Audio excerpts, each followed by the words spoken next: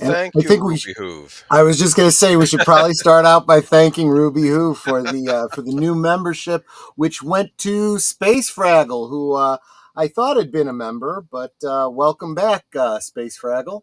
And Welcome, thank you so much. everybody. Good to see you. And welcome, everyone, to Geeky Geezers. I'm your host, Agent Boomer. This is my co-host, Pacelli. Hello, Welcome, hello. Horizon Talker. A lot of big news tonight. I feel like Mickey Rourke's character in Sin City when a giant piece of the puzzle fell in his lap when he was, finding out about the conspiracy with the clergy and the prostitutes and Oh, that yeah, movie. yeah, I yeah. don't. I enjoyed that movie a lot, actually. Have a great stream, my friends, and I hope everyone enjoys the show. Thank you. Hello, Absolutely. Netter of Netters Network. Welcome. Always good to see you. But yeah, a lot of stuff's coming to light this week, and you, you think you know everything, and then you find out you really Right. don't. But we'll get into that. That'll be the first story of the night. Connie Cleary, welcome. Also we were talking about a new Shinobi game coming out, which if you buy digitally, you won't really own it. You'll own a Right. license to play it for however long. I'm sorry, I'm being negative. I'm being negative. No, this is I am pleased that you have realized that what I've been saying all along has been true. Not that I haven't bought well over 100, possibly 200, possibly 300 digital games, but whatever. Because sometimes it's the only way you can play them. They don't release them physically. That is true. It's fine. It's fine.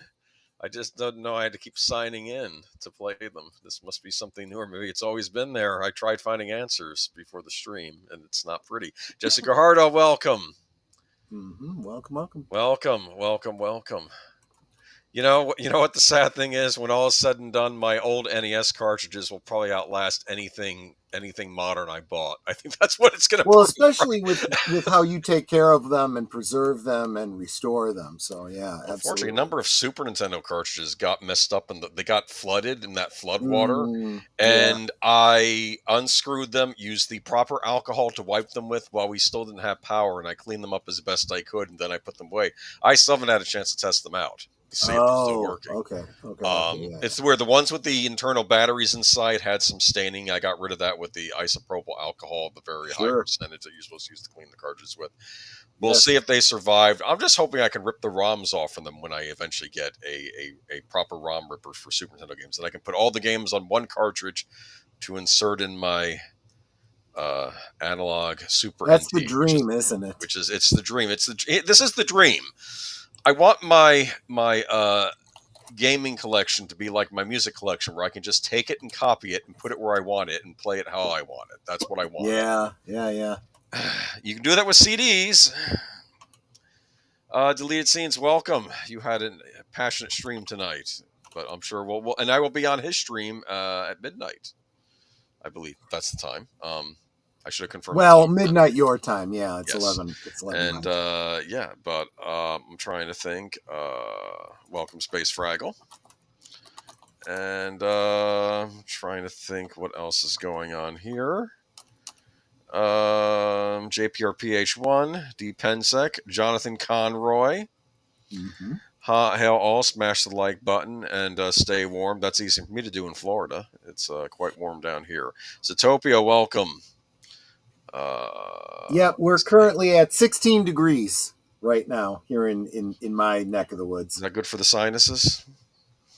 Don't know, because I'm not going out in it. I'm staying in. Let's see here, though. Zootopia, Netters Network, Connie Cleary. Let me just kind of get through all these. It's a lot of comments. Absolutely. What's up with you people?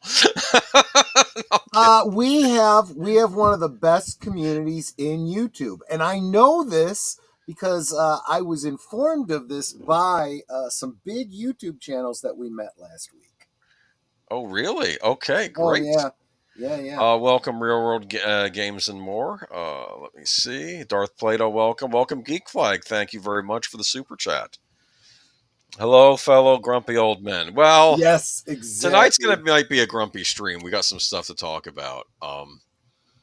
And sending the link now. Okay, for tonight's stream. Thank you. And let me keep scrolling down. I never try to have dead air. That's why I'm always making little grunts and whatnot, right? So, okay, but welcome everyone to Geeky Geezers. And how are you doing tonight? And what are you sipping on? Oh wait, that's last call. I was just actually right now. I was distracted because I was responding to Darth Plato. Welcome, by the way, saying 53 where I am. 53 sounds very, very pleasant. That's it's not too hot. It's not too cold. That's kind of like spring fall weather for Yeah, us. that might be the coldest it's going to get here this week if I was reading the weather correctly. But yeah, Are you a little south of Orlando? Where you're at? yes, Okay. yes, Yeah. I thought so. Southwest. Okay, I'm just getting to know. 3 hours. Yes. I Oh, it was forgot to 2 say. hours before. Now it's 3 hours. Yes, as I'd mentioned last week, Uphill both ways. I was trying to make a joke with the chat. The reason deleted scenes was there because our last conversation ended with "and the horse you rode in on." But yeah, right. Exactly. I was just messing with them. Though we had our first meeting face to face. It was absolutely, which was I think just absolutely brilliant. And it turns out what I was kind of talking with Culture Casino. I spent some good time with him over the weekend. And he was saying the same thing. There was a bunch of guys that he met there. Won't mention all the channels because incognito, and it's not my place to say. Yes. He was there. Let's face it, Culture Casino. He's on camera, and he showed up in person, took his picture with me and everything. But some people they have anonymity to be concerned about, and but he was saying that he's on with them all the time on some of these big channels. Never met them face to face, and I'm like, yeah, same with me and Aged Boomer. He was disappointed he didn't get a chance to meet you and have dinner with us, but it was just because we got together earlier in the weekend, it was Thursday night, right? I see. And I don't remember if he had just gotten there and he had probably other just plans. got there, yeah. But next year, we talked a little bit about this on Friday. Check out my stream from last call where Aged Boomer and I hosted some of the people we hung out with, yes, including Culture Casino and Gary Ambrosia and Andy Masterson. And then at one point we were even joined by the great Jonas J. Campbell, and I mean that in the truest sense. I met him. I am now considering him a personal friend. With the golden voice. He is, yes, and he has a golden continence as well. He is just a good person, and we're all kind of talking behind the scenes now about what we want to do next year and we're weighing the benefits of actually going to MegaCon again next year or going down for the weekend of MegaCon, and instead of going to the convention, maybe doing something like going to Universal Epic. What is it called? Epic Universe. But I have to say, all of Universal is great to see if you've not been to it before. So I'm just saying. We got to see it the one night because it was part of the after after thing for MegaCon for one night. So I got to ride, like Netter and I got to ride the Spider-Man ride. We got to ride the King Kong ride. Did you like the Spider-Man ride? It's from the 90s. It was great. And there's this bit at the end. So throughout the Spider-Man ride, you got you get to meet Spider-Man and stuff. He jumps on your thing and talks. Of course. Hey, nice glasses. It was very innovative 3D at the time. Yeah. Very, very. And but it's all narrated and commented on by the late Stan Lee. Stan Lee, yeah. And he actually plays a couple roles. He plays the narrator. He's in a couple street scenes, like, the Easter eggs he does in the movies. And at the very end, you see him as the narrator up in a booth as a ghost. Oh, that's so cool.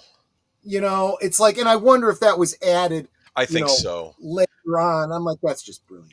Universal, they can't add new Marvel rides, but they can update any existing rides, so they probably spruce them up. So that's exactly what they don't have to change anything on that Spider-Man ride. It will always be good the way it is. It's not tied to the movies at all, It's unless comics. you consider Stan Lee appearances in street scenes as a nod to the movies. But it was clearly not specifically any of the Spider-Men, Yeah, whatever, well, at the from the time it was movies. made, it was basically, I think everything was sort of inspired by the comics. The That was the comics. It point. was Yeah, very, very much and meant yeah, to be the comics. Yeah. But of there's the great yeah, bits where, like, Hydro Man, takes a punch at Spider-Man and gets splashed with water. The Hobgoblin throws a grenade. It hits a wall near you, and you feel the flame effect. yep. It's really, really cool. Do they run the ride in reverse? No.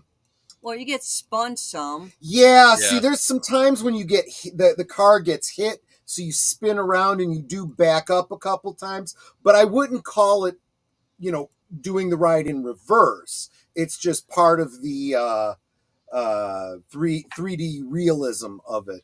And I can say for sure that, like, for example, the King Kong ride, absolutely, I don't think any of it was backwards. There was a lot of sideways movement. When you get hit, you slide sideways, but it's mostly, You were on the King Kong ride. That must be Yes, I new. was. Is it based It on is. the Peter Jackson movie or Kong Skull Island? Yes. Well, it is kind of Kong Skull Island, because it's like you are on an archaeological dig Yes. to the Skull Island. There's these pterodactyls that come and attack and take off. That's new. I haven't been on that yet. Okay. With this, the one little critique that I'm going to make of it is very early, when the story of it is you're on the second tram or whatever as part of this archaeological dig, and the first one is like the main doctor and the female, like, lead, if you will, and she gets taken by these pterodactyls, and of course, the pretty girl in trouble, you're trying to save her and whatnot. At one point, as the pterodactyl grabs her and starts coming towards you, she grows to like 20 feet tall, because the aspect ratio is off as they're getting close to you. But other than that, all of it was perfect. I'll have to check that out. I remember the old King Kong ride, which I believe was inspired by the 1970s King Kong movie. Yes, it was, and I that was oh god, that I got to see that or experience it just before they took it down. So yeah, I remember that one too. And I wanted to say that it was like you're going on a tram ride throughout the city, and you have like a host on the ride, with a microphone telling you what's going on. The ride broke down, and I have to say, our host, the young woman, was so professional. Even though the ride we were kind of stalled. Like, she was, while you're in the park, be sure, even if you get a soda, get some water. You want to drink some water while you're walking around a lot too, right?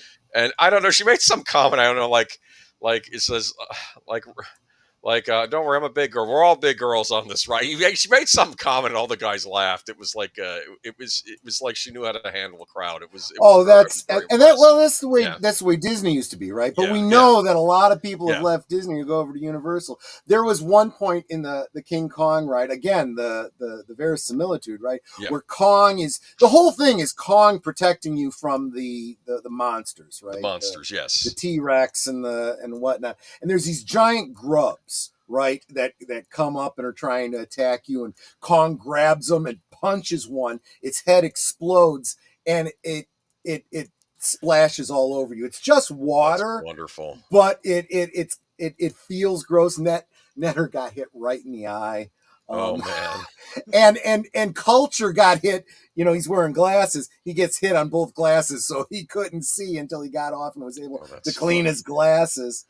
But what is this? Aged Boomer, I have a Harry Potter Yo Mama joke. Yo Mama's so fat, the Sorting Hat put her in Waffle House. There was another comment here that I saw. Didn't the King Kong end up in a fire that destroyed everything? That might have been the original King Kong ride from the prior one. Yeah, but Troy, I think somebody had said something about The worst ride Universal had was the Fast and Furious in California. Really? Never Because saw that. Obviously, never been to the California. that's supposed to be coming to the one in Universal Studios, because I mean it makes sense, because they've had Fast and the Furious for years and they've not If made a there was ride out of any it. problems with it in California, you can almost be assured that it'll be improved when they bring it to Florida. Almost guaranteed. Sometimes, we never got the Indiana Jones ride at Disney's Hollywood Studios, though. That was specific to California and also apparently to Japan, which was interesting. The Japanese version of the Indiana Jones ride, it takes place in South America, as opposed to the one in California, which has Indiana Jones looking for something in Asia, because they felt Asia wasn't exotic enough if the ride is in Japan. So they moved it over to South America for the Japanese version of the ride. Speaking of the Japanese, they're supposed to be the enemies again, right? That's what Disney is telling us with this most recent Captain Falcon movie, They're one of our strongest allies in the world. I know. We don't have a lot of allies in this world, but anyway.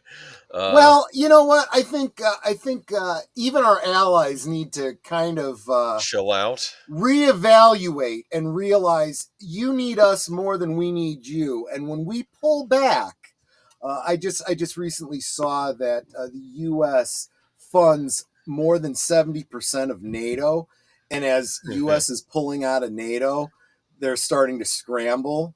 The article said U.S. is NATO is scrambling to find new leadership. I said, yeah, no. Let me translate. NATO is scrambling to find new funding. Yikes! I didn't even know anything about that. The only Fast and Furious ride we should have is either bumper car or racetrack.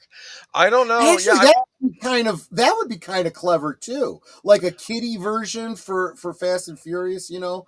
Welcome to the family or something like that. I'm surprised we didn't get like a Fast and the Furious stunt show. That might have been more interesting, like how they used to do the Indiana Jones stunt show at Disney.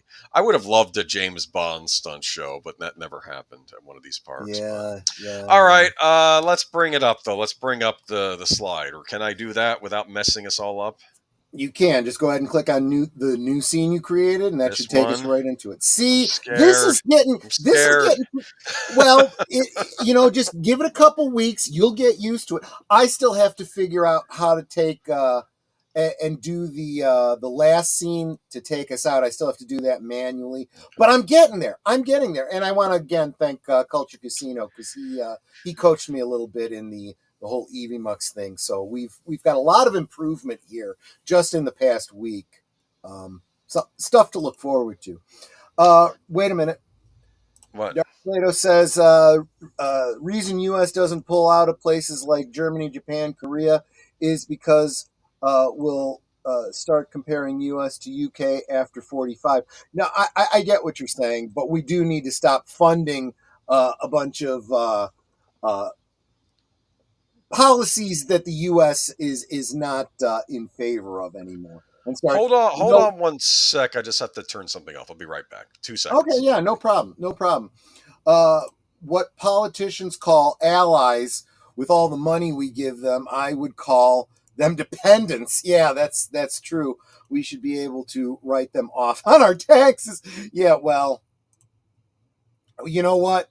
When we stop funding that stuff, our taxes won't be such a burden anymore. So indirectly, that'll be the case. Yeah. All right. So let's talk about the good old days. We got a bunch to get through tonight. Yeah. What are we talking about? Shinobi, the Ninja Master. Yes. Do you know what this is? was there an arcade version of this? Yes, there was. Yeah, I think I played the Shinobi in college. I played. You probably played the Shinobi arcade game. It also had a follow-up in arcades called Shadow Dancer.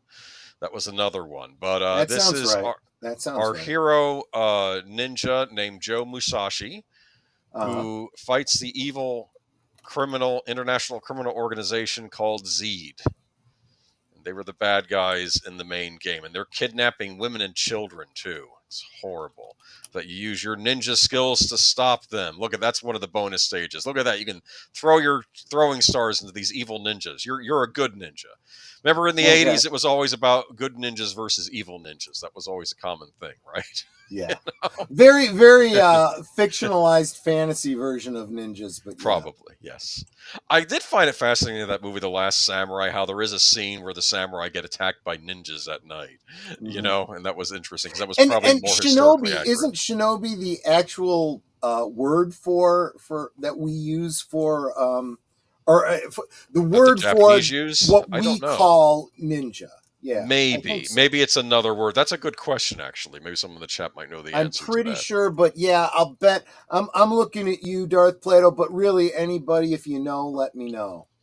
Arcade Shinobi rocked. I dumped 20s into the changer at the regular my local arcade that year. Yeah, I mean, this was a popular arcade game. It did get ports on home consoles. There was a Sega Master System version, and oddly enough, an NES version with one of those famous illegal cartridges made by Tengen. But this is from the arcade version. You can actually unlock this in the old Sega Genesis collection for the PlayStation 3 and Xbox 360. You can also buy it on the Nintendo Switch in the wonderful M2 Sega Classics arcade line, which you probably don't own. But anyway, I'm sorry. I'm not going to keep bringing that up. But, I don't. Okay, but let's move on to The Revenge of Shinobi. Fair enough. Now, this was the Sega Genesis sequel to the arcade game, and a bit of a different format, less like a Rolling Thunder type of game than Rolling Thunder was a Namco game where you played Super Spies, but played similar to Shinobi. But here you have Revenge of Shinobi, and this was peak, like, late 80s, early 90s. How badass is Joe Musashi? He's fighting Rambo. Yeah. I guess they did this a lot. They kind of stole the Rambo likeness in a lot of video games. Well, funny enough, Sega made a Rambo game at the time. They had the Rambo license, so they did like Rambo 3 for the Sega Genesis with Stallone's likeness in the game. But look at that. You have the Terminator. You have yeah, exactly. Godzilla. Wow. I mean, come on. I'm not Batman. Not these are licensed. Batman and Spider-Man in the same boss area. They got into some trouble. Like a lot of the owners of these IPs called up Sega. Says Sega, you don't actually own. You can't just throw Batman and Godzilla into your game without paying a royalty fee. So they eventually later on had to replace them with different characters, like the Batman. They made look more like an actual like man bat type of creature instead. Sure. I think the Terminator they have to change too much. I think Rambo they removed his hair, made him like made his head shaved so he looked different. Yeah. Instead of Godzilla, it was a robotic dinosaur you were fighting. Spider-Man, they were able to keep for a while, though. Mecha Godzilla. Okay. Yeah, I guess so. But Spider-Man, they were able to keep for a lot of the other future cartridge iterations because Sega made a Spider-Man game for the Genesis. So they were able to hold on to the license. So you could still fight Spider-Man. Why you're fighting Spider-Man in this game is beyond me. In fact, when you beat him, he doesn't die. He just walks away. Yeah. It's like, okay, you win. Oh, the Shinobi Ninja is the Assassin's Group full name, Geek Flag says. Interesting. IP theft, I guess. I think it was all in good fun.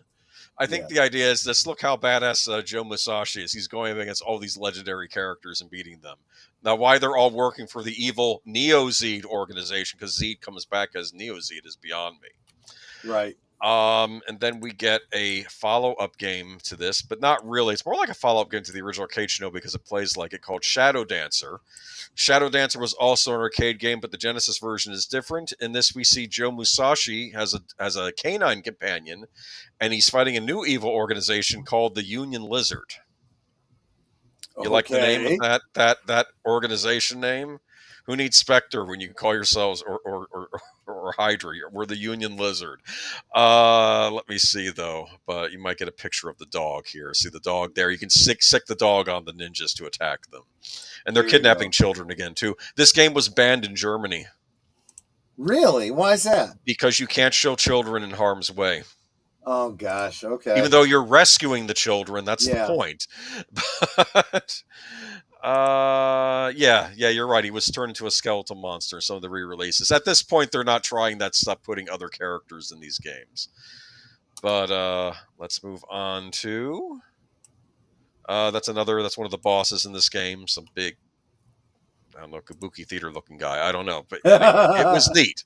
You got access to ninja magic in these games. You could use your ninja magic on like these guys too, like make a pillar of flames come out of nowhere, or make yourself explode, which was actually a kamikaze move, because you would lose a life when you did that. But let's say you were running low on hit points, but you didn't want to just have to start all over. You could use your your kamikaze move, and then you'd come back in full strength.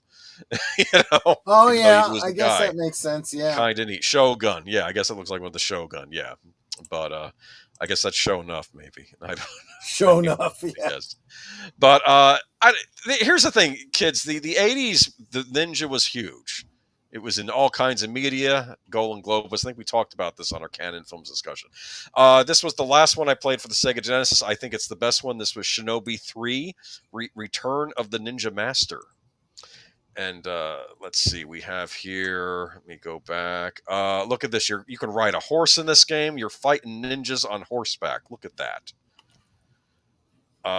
You're also fighting you get other to fire things. Arrows, because that would be really on brand. You're throwing shurikens. No, you're throwing shurikens. Okay.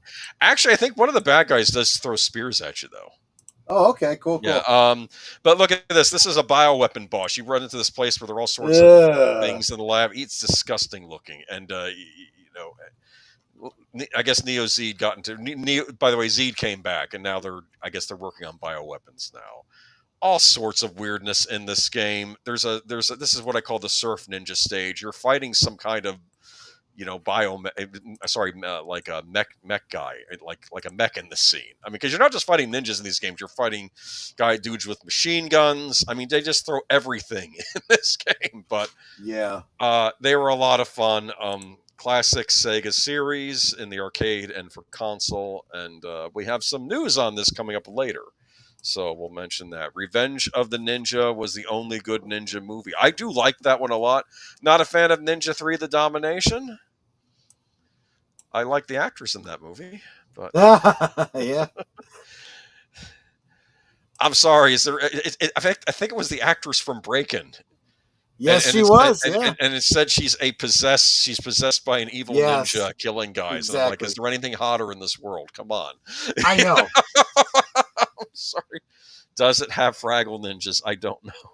And it had everything but the kitchen sink. But welcome tonight to Geeky Geezers. Now we have to get into the news. Old video games were the best. Fight everything, not because it makes sense, but because it's cool. There's a scene in Revenge of Shinobi where in the background there are these nuns walking around, right, with the habits. And then as you walk the stage, off come the habits and out come these ninja women in full ninja gears attacking you.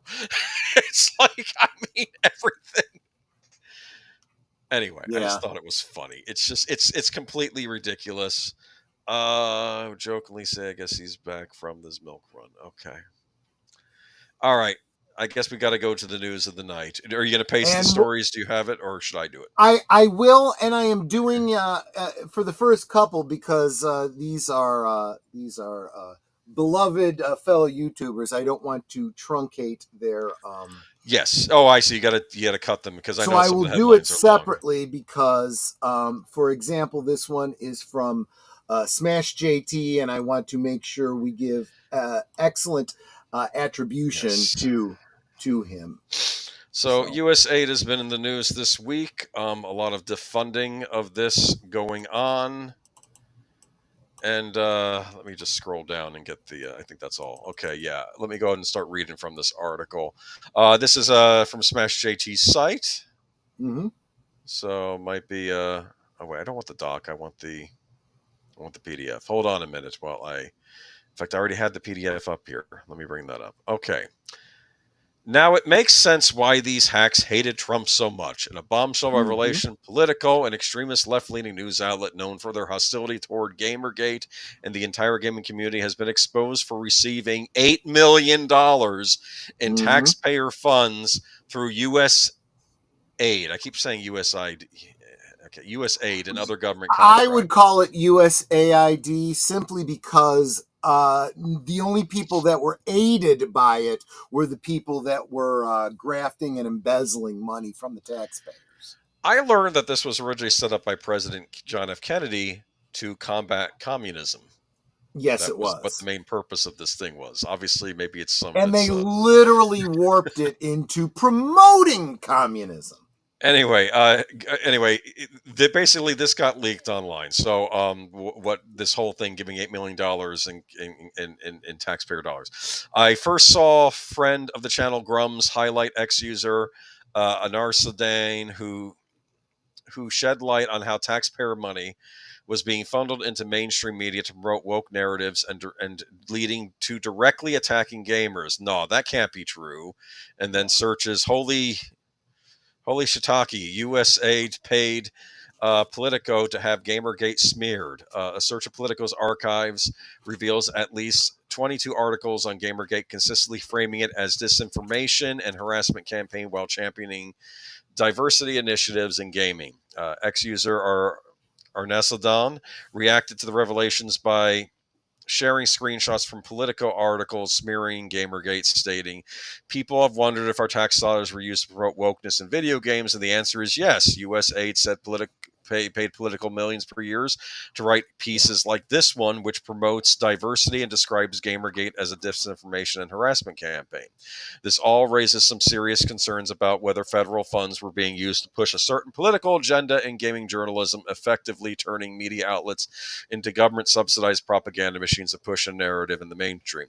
Now, keep in mind, I've known for a while that these sites were getting subsidized. I just thought it was through private donors like certain European and BlackRock, and things like that. I did not know it was coming and that's directly not to say that they weren't. I mean, they were, yes. We still have we may or may not have proof of that, but what we do absolutely have proof of is that through USAID, your tax dollars were literally used to fund the whole Gamergate attack on the gamers. Well, the attack game, and I'm actually trying to figure out what I'll mention that at this end. Let me keep reading. Mm-hmm. During Wednesday's White House press briefing, Levitt confirmed that immediate termination of Politico's taxpayer funding. "I was made aware of funding from USAID to media outlets, including Politico, who I know has a seat in this room," Levitt said. "The $8 million you received today, the Doge team is canceling those payments now." Yikes. The Department of Government Efficiency, Doge, they should change it to Doge instead, but oh well. Led by Elon Musk, has been tasked with eliminating wasteful federal spending, including subsidies for partisan media outlets. And oh boy, they were not messing around. President Donald Trump weighed in on the insanity via Truth Social, calling the situation a quote-unquote massive scandal. "It looks like billions of dollars have been stolen at USAID and other agencies, with much of it going to the fake news media as a payoff for creating favorable stories about the Democrats. The left-wing outlet Politico appears to have received $8 million. Did the New York Times receive money? Who else did?" We'll get on that in a minute. This could be the biggest scandal of them all, perhaps the biggest in history. The Democrats can't hide from this when it's too big, too dirty. Politico's long history of anti-Gamergate bias. For years, Politico has placed themselves directly in line with activist gaming journalists, pushing woke narratives under the guise of combating quote-unquote toxicity, the tired trope that no one ever fell for or believed. Even to this day, the Wikipedia has been overrun by hacks trying to push the ridiculous lies of calling Gamergate a harassment campaign, when ironically it has always been about the same thing, the lack of journalistic integrity. Well, I did want to say one thing too. I remember, to the credit, I believe the FBI actually did do an investigation into who was doing the harassing. And what they had discovered, it was actually a lot of outside trolls that weren't part of either side. They were just messing with both sides. Yep. So whatever harassing was happening, again, they never concluded that. But now we know also what was funding it. And you can't tell me that this wasn't targeted to instrument a specific objective in terms of a targeted area of entertainment. This is I've said this in other threads, in other streams. It's feeling like 2025 is the year of "we effing told you so." Yeah. And we are being vindicated. Not that we're happy about it, but we are. And again, I think I need to make the disclaimer that for example, WDW Pro makes all the time. It's not that we want to take a specific political stance or support one side over the other, but we've got to call the balls and the strikes. And there is no doubt that this is very specifically one side of the political aisle attacking the American people and the other side of the political aisle. There is no way around it. The proof is there, and we are just calling it out and commenting on it. Their extensive coverage of Gamergate over the years has constantly vilified gamers as reactionary extremists rather than actually acknowledging legitimate concerns about media corruption and ethics that ignited the controversy. Funny how that works. Which is what Smash JT has been saying all along. Many of these narratives were driven by the same journalists who've worked to rebrand gaming as a quote-unquote progressive battleground rather than an entertainment industry. These are the very activists I often talk about, and here we have the proof in front of us exposed for all to see, being sponsored by, of all organizations, U.S. government. You know, before all this happened, gaming was sort of like a public square. You had people from all political point of views enjoying this hobby. It was not really a politicized hobby. And then it started with tropes versus women, but the year later in 2014, that's when the whole Gamergate thing kicked off. But yeah, Politico's woes don't end with the funding scandal being discovered here. According to Fox News, Politico had missed its latest payroll, though the company later claimed the issue had been resolved. An employee told Fox News Digital the management didn't communicate the issue until 9 a.m., what they chalked up to a technical error. Now, with the loss of incoming additional funds, the Politico faces an extremely uncertain financial future. The world is healing. And I kept thinking while all this is going on, why did they feel the need to attack gaming and gamers? What was their end goal with this? Yeah, and well, the only thing I think is it's to demoralize men. The men enjoy this hobby because it's not even a specific group of men. All men enjoy hobby. It doesn't matter what race or ethnicity. It is all part of the. Some women enjoy it too. On the bare minimum is it's going after their whole DEI objective, right? Where you literally are destroying the male-female dynamic. You are undermining, masculinity. You are artificially propping up segments of society that are, let's face it, minorities just by pure numbers, and over-representing them. But on a larger scale, this is the kind of cultural Marxism that we're always kind of forced to talk about, where they're literally trying to undermine anything that has to do with tradition and capitalism and the nuclear family and morality. And it's really a great way to bring down a nation, is what it is. That is ultimately the goal of social Marxists. The biggest problem has always been people who are not part of the fandom come into the fandom just to tear it down. Yeah. Exactly. And then when the fans go and do their own thing somewhere else, they're like, well, why are you excluding us? Well, you come into my house and burn it down and I move somewhere else. That's what we're going to do, Real quick, because Jesse's been having some problems with the comment section here.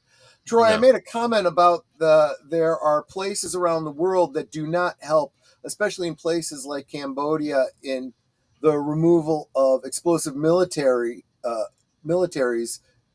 Natural. I think there might be a typo there. Oh, such as landmines. Yeah. And I get that. But It's funny though that we're sending money to actually, instead of removing landmines, we're sending condoms to prevent Well, unwanted births and the spread of AIDS. I mean, yeah. well, if it's Cambodia, I have to wonder who placed those landmines. Because of course, if I followed Apocalypse Now, we were never in we were never in Cambodia, right? Oh, right. We were never I'm there. sorry, that's Right. actually not funny, but I'm just saying that was the joke in No, but Apocalypse it is Now. ironic. Yeah, exactly. Where Martin Sheen's there, and the one guy says, "We're going to Cambodia." What do you mean? That's classified information. We're not in Cambodia. Like he says it like that. Exactly. It's like, yes, you Exactly. are, and it's like, oh. Okay, moving on, but maybe more of that will come out too. Now that certain people are now getting confirmed, which is Absolutely. taking way too long, in my opinion. But at least they're finally getting there. The Walt Disney Company. Yeah.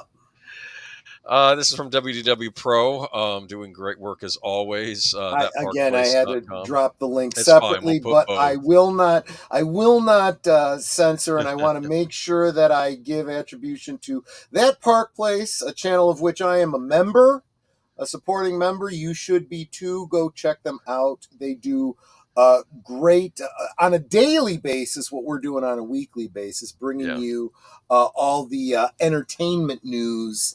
And they're doing the cutting edge journalism that journalists that have up till now been propped up by USAID have not been doing. So, up to $6 million was tallied for a joint venture between the Walt Disney Company, Africa, and National Geographic to develop a show that appears to have had scant viewership titled Team Sorari. It was created under the partnership involving USAID, the U.S. Department of State, the Walt Disney Company, National Geographic, and Wildlife Direct. The initiative sought to inspire young environmental stewards through an educational children's, television, and series community outreach programs across Africa. According to publicly available data, the money for the show was approved for the Walt Disney Company in 2021, shortly after Biden took office.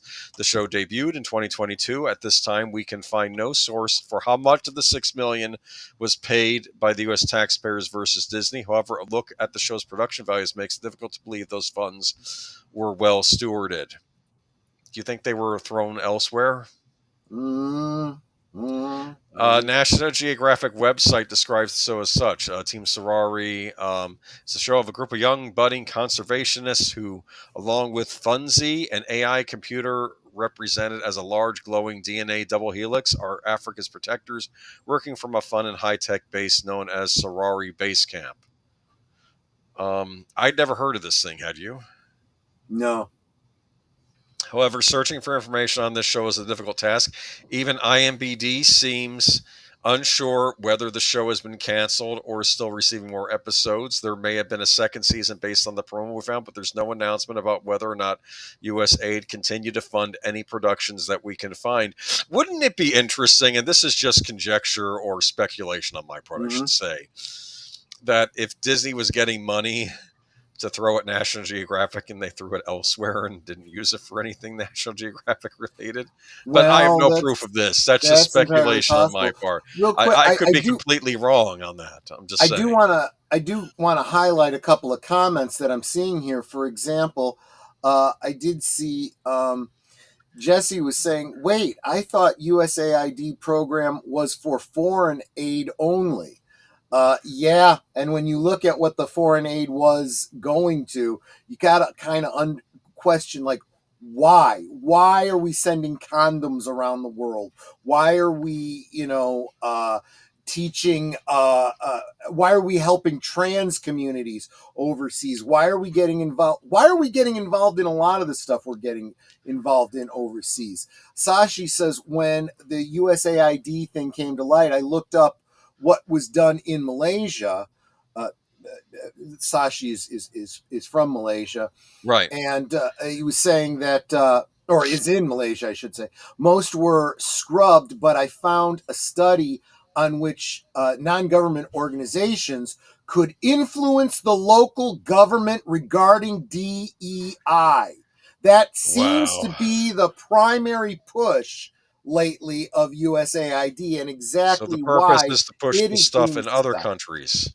So to push these views in other countries. And apparently here as well. Scrutiny into USAID and its funding legacy media companies has increased dramatically as Elon Musk has put emphasis for Doge Department of Government especially to the task of cleaning wasteful and fraudulent spending. So, we here at the Park Place are just beginning our investigation of the many, many Disney companies' subsidiaries and whether or not they were beneficiaries of taxpayer money over the last 4 years. We have no idea how much other stuff they've gotten. And you know who I can't help but think might be feeling like a loser in all of this might be Warner Media, because I don't think they got anything. Well, it's probably better because they're not tainted by that. Let's Warner in Media I don't see as Hmm? explicitly woke. I just see them as just bad at making Well, things. Sashi makes a great point. The Malaysian, the study was called the Malaysian Reform Initiative. What an arrogant concept that another country needs to be reformed by the United States through USAID. That's just ridiculous. You Jesse can give Guajardo 20. says, oops, sorry. Go ahead. This is why you have to be careful with your charities too. Even though you can give $20 a month to one of those feed the children poor countries only to find out that kid is getting 25 cents a month. Yep. Remember Sally Struthers used to do those commercials? Was there a thing that came out about that later on? Well, I think it was just a bad look because as she was putting on weight, she was talking about starving children and the late night comedy Ethiopia, shows that's right. would lampoon her saying that she was eating the food that was supposed to go to the kids, which of course is not true. It was just a joke, but it's a bad look, right? But the reality is most of these organizations, look, if you did a deep dive on USA for Africa, remember that back in the 80s? We are the world. We are the children. We all raised all this money to send to Africa. Yes. None of it fed anybody. This is why all these people that moan and complain about, oh, you're cutting off all the funds that go to the government to help this and help that and help the other. It's not helping them. It's going in other people's pockets. You want to help those people? Instead of paying it into your taxes to then have nickels and dimes go to the people you want to help, go help those people yourself directly. All right. There's a follow-up to this, too. Oh, yeah. I'm sorry. The party doesn't stop. Okay. Now that Park Place has started to do some investigations into this. Are you shocked that Disney was involved? Not at all. You know Disney was involved. It's like when I'm watching an episode of Doctor Who from the Go ahead. Well, we know that Disney and National Geographic were directly responsible for the death of American patriots and their supporters. So what was exposing them on the video? Yeah, that should be investigated. I did want to say that U.S. government paid over 14 million taxpayer funds to suspected Disney subsidy. You know what's funny? When I first thought of this going as Disney got money, it's like when you're watching an episode of Doctor Who from season 2 of the Pertwee era, and you're like, oh, there's this horrible alien or something's going on. I'm like, I know the Master's involved, and then ding, ding, ding, the Master shows up. And he's involved. Exactly. It's like you're not surprised, and if you know how to read the signs, and literally that's what a lot of this is. All of this USAID stuff coming out is like, it's like that meme of Leonardo DiCaprio sitting in his chair pointing, I knew it. It's we're all doing that. Exclusive. U.S. government paid over $14 million of taxpayer funds to suspected Disney subsidiary. A new investigation by That Park Place has uncovered what appears to be concerning financial connections between Walt Disney Company and U.S. government, raising questions about transparency and media bias. Federal taxpayer funds have flowed to Disney, the United States Agency for International Development, and potentially the Department of Defense through an obscure entity called the Buena Vista Non-Theatrical Inc., with little public accountability and clear justification for the payments. Why do I have a suspicion it's going to fund The View? I'm kidding. I don't know. One of the most glaring instances of taxpayer money benefiting Disney was the USAID-backed television program Team Sorari, launched as a partnership between USAID, the Department of State, the Walt Disney Company, National Geographic, and Wildlife Direct. This children's show aimed to promote environmental awareness among African youth. Oh, that's why we never saw it. It was on in Africa. Right. Okay, what was for the in addition to the Team Survivor revelations, that Park Place has identified another questionable finance connection. More than 14.89 million of the Department of Defense federal payments were made to a company called Buena Vista Non-Theatrical Inc. The entity has virtually no online presence, raising immediate red flags. However, our investigation traced its physical location through MapQuest, and an attempt to visit it listed the website redirected to 403 Forbidden page on DisneyGo.com, strongly suggesting that a link between the Walt Disney Company. The issue was first noted by Hollywood Scooper and that Park Place publisher WW Pro. Disney's use of the Buena Vista name is well documented. The company frequently incorporates it into various ventures as it references Buena Vista Street, home to the Walt Disney Studios in Burbank, California. Given this history, it seems likely that Buena Vista Non-Theatrical Inc. is another Disney-controlled subsidiary. Yet, despite nearly $15 million in government funding, there is no public record dealing what these payments were for. One possible and entirely acceptable explanation could be the funding for Shades of Green, the military resort at Walt Disney World, but without documentation, this remains speculative. So, I guess that would be an example of us using the taxpayer money to help out, military members, right? So that would probably be acceptable. But it's also fair to speculate that the funds could be allocated for theatrical rights to show Disney movies or provide streaming access on military bases. However, if this is indeed the case, it raises an important question. Why doesn't Disney, a company that frequently touts its commitment to social responsibility, offer such a service for free as an act of corporate patriotism? Yeah, they may. Exactly.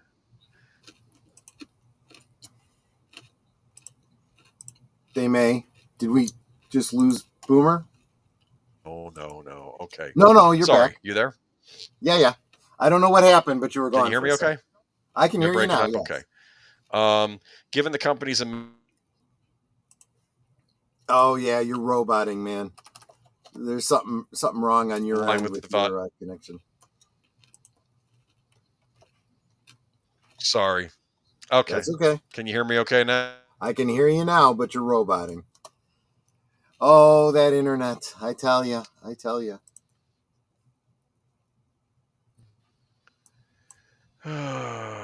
know. It is frustrating. Can you hear him now? Can you hear me now? I can hear you now. Yeah, and Jesse Guardo's in there going, oh, no. Can you hear me now? Okay. Okay. Can you hear me now? I can hear you, yes. Okay. All right. So, media's role in hiding the truth. Further complicating the situation is the role of Disney-owned ABC News, which has been highly critical of Elon Musk's Department of Government Efficiency.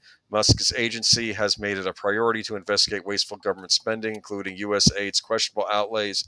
ABC News coverage has often framed Doge efforts as politically motivated or overreaching, raising the question, is ABC's coverage objective, or is it protecting its parent company's financial interests? What do you think? I knew they were corrupt. I mean, it's even odds bet, So what are you going to do? But good work over at and we've been saying for looking at this. And we've been saying all along, how does Disney and all these other outlets continue to do what they're doing without being able to pull a profit on the films they make and so on and so forth? Well, now we know.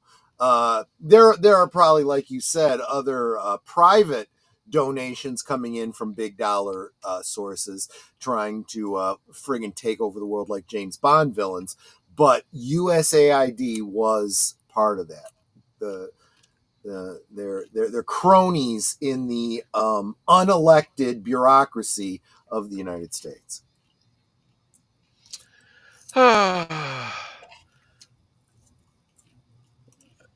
Let's see. I just finished watching a futile and stupid gesture. I love it. Feeling a little effusive. Okay. Yeah. All right. Time to move over. And Jesse Gardo could hear my Terminator voice. All right. Moving on. Yeah, I guess so. Am I still roboting? No, you're not. Okay, well that's good. good. And it wasn't bad. It was roboting in such a way that we weren't hearing you for a while, and then you come back in, and you were slow to. I got to figure out if there's a solution to these troubles. Well, maybe it's okay. It sounded to me like it was probably internet connection, not an audio. It's probably what it is. I got to figure out if there's a way to boost it on my side of the house. Maybe there's something I can buy to boost it. Mm-hmm. All right. Sega's classic. Oh wait, I'm not. That's not my next story. Hold on. It's not. I'm sorry. Did I give you the wrong one? My apologies. I think so. Hold on. Maybe you did. Hold on. Let me go back. Bear with us, folks. No, that was the right story. Okay. I went too far in the slide. Sega's classic Ninja Shinobi returns later this year from Streets of Rage 4 developer. Mm-hmm. So we talked about Shinobi earlier on tonight, and Sega has announced the release date for the return of its classic Shinobi and a new 2D platformer from the studio behind Streets of Rage 4. Shinobi Art of Vengeance was first revealed at the Game Awards 2023, but it has a release date of the 29th of August 2025 across PlayStation 5, Xbox Series XS PC, which means Steam, and Nintendo Switch.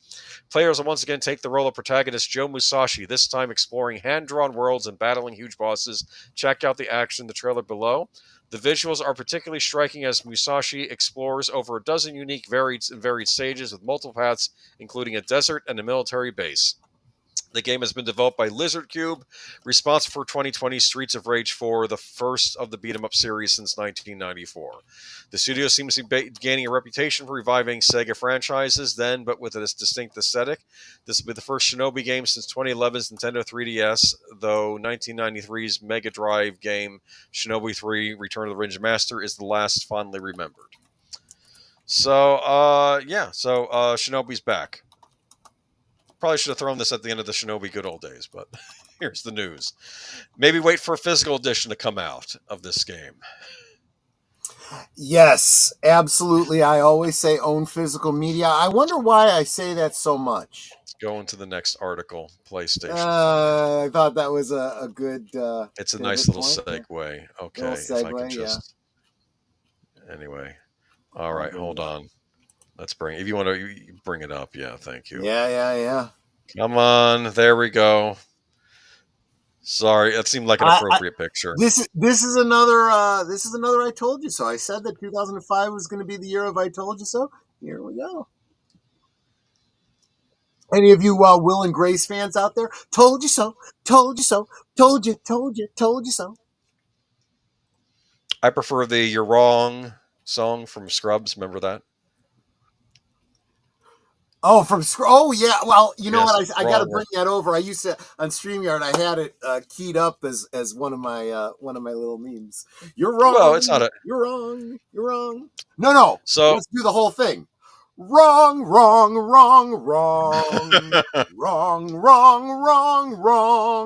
You're wrong. You're wrong.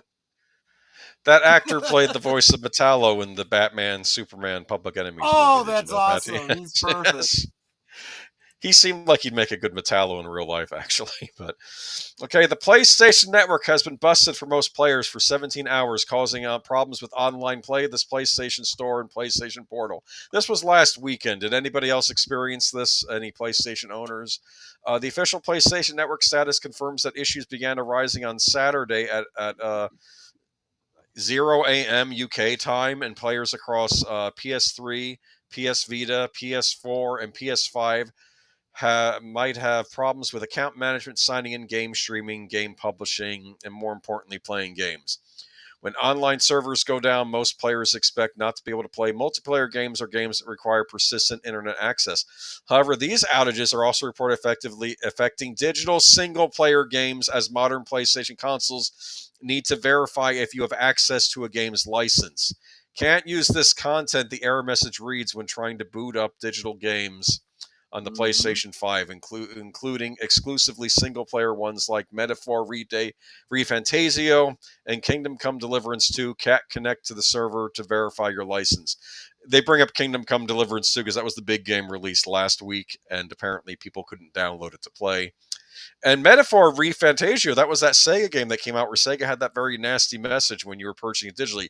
You don't own this game. Like, they made all these things about what you owned. And I think they were angry over that new California law that got passed where they have to actually tell people that you don't actually own the game. Yes, exactly.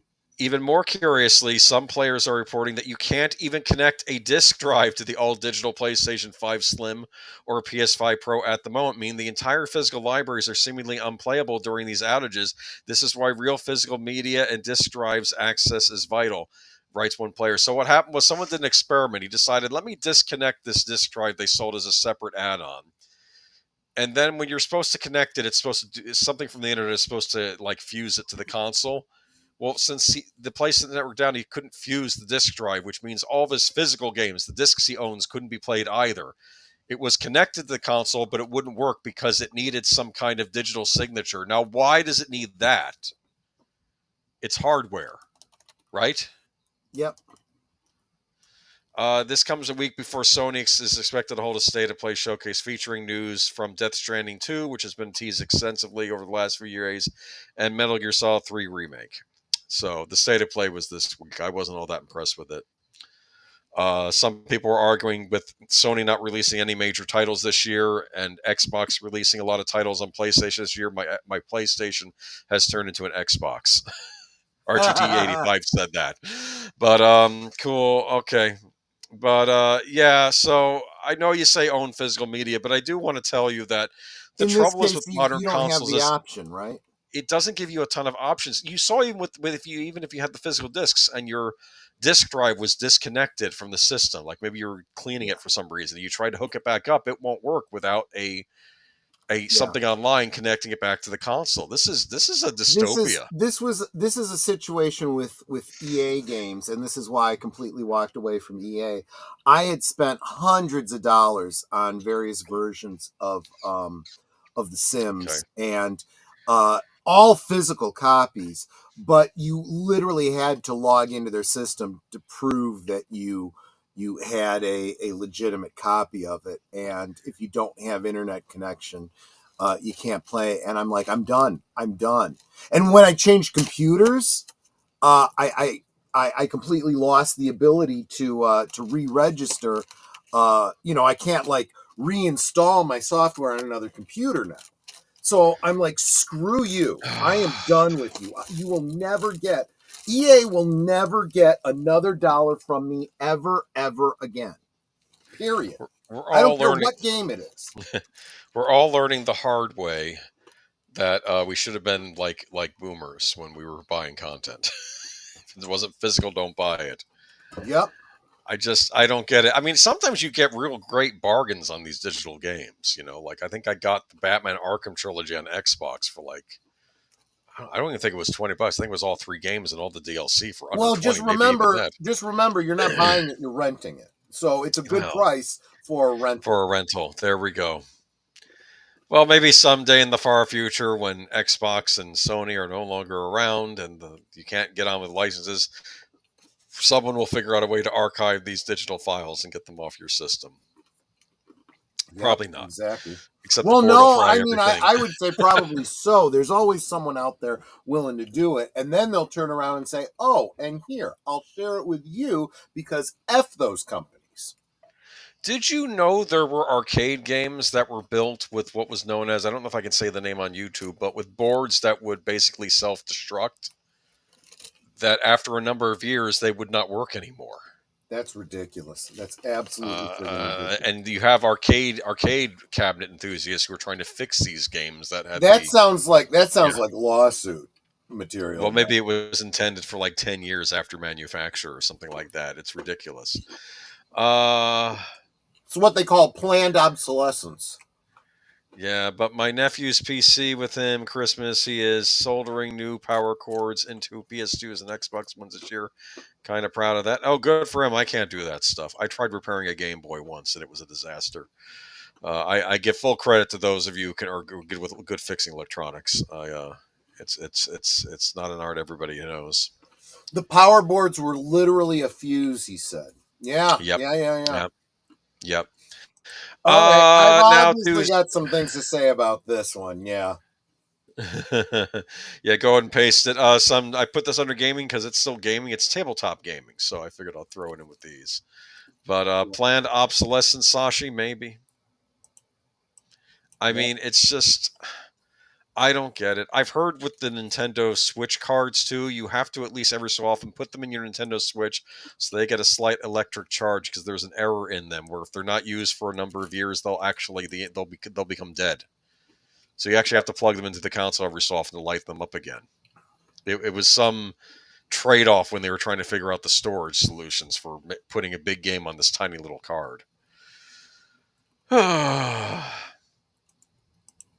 I am having problem sharing. You want me to paste it? This. Let me. Maybe is this too long? Yes, probably. Do it in 2 parts. Maybe it is. Do it in parts. 2 parts. Let's see if that makes. It's Games Radar. I first only found an article about this on like Reddit posts, but I wanted an actual article, so then I found that one. So it's different than the one I. You know what? Screw it. I'm just going to drop the link and just drop the link because you're going to read the article. I'm going to read the headline anyway. It even happens with eyewear. They design it to not last now. Oh, really? Yeah, it doesn't surprise me in the slightest. And you can't buy Microsoft Office anymore. You have to rent it. Remember, you used to be able to buy it in the old days?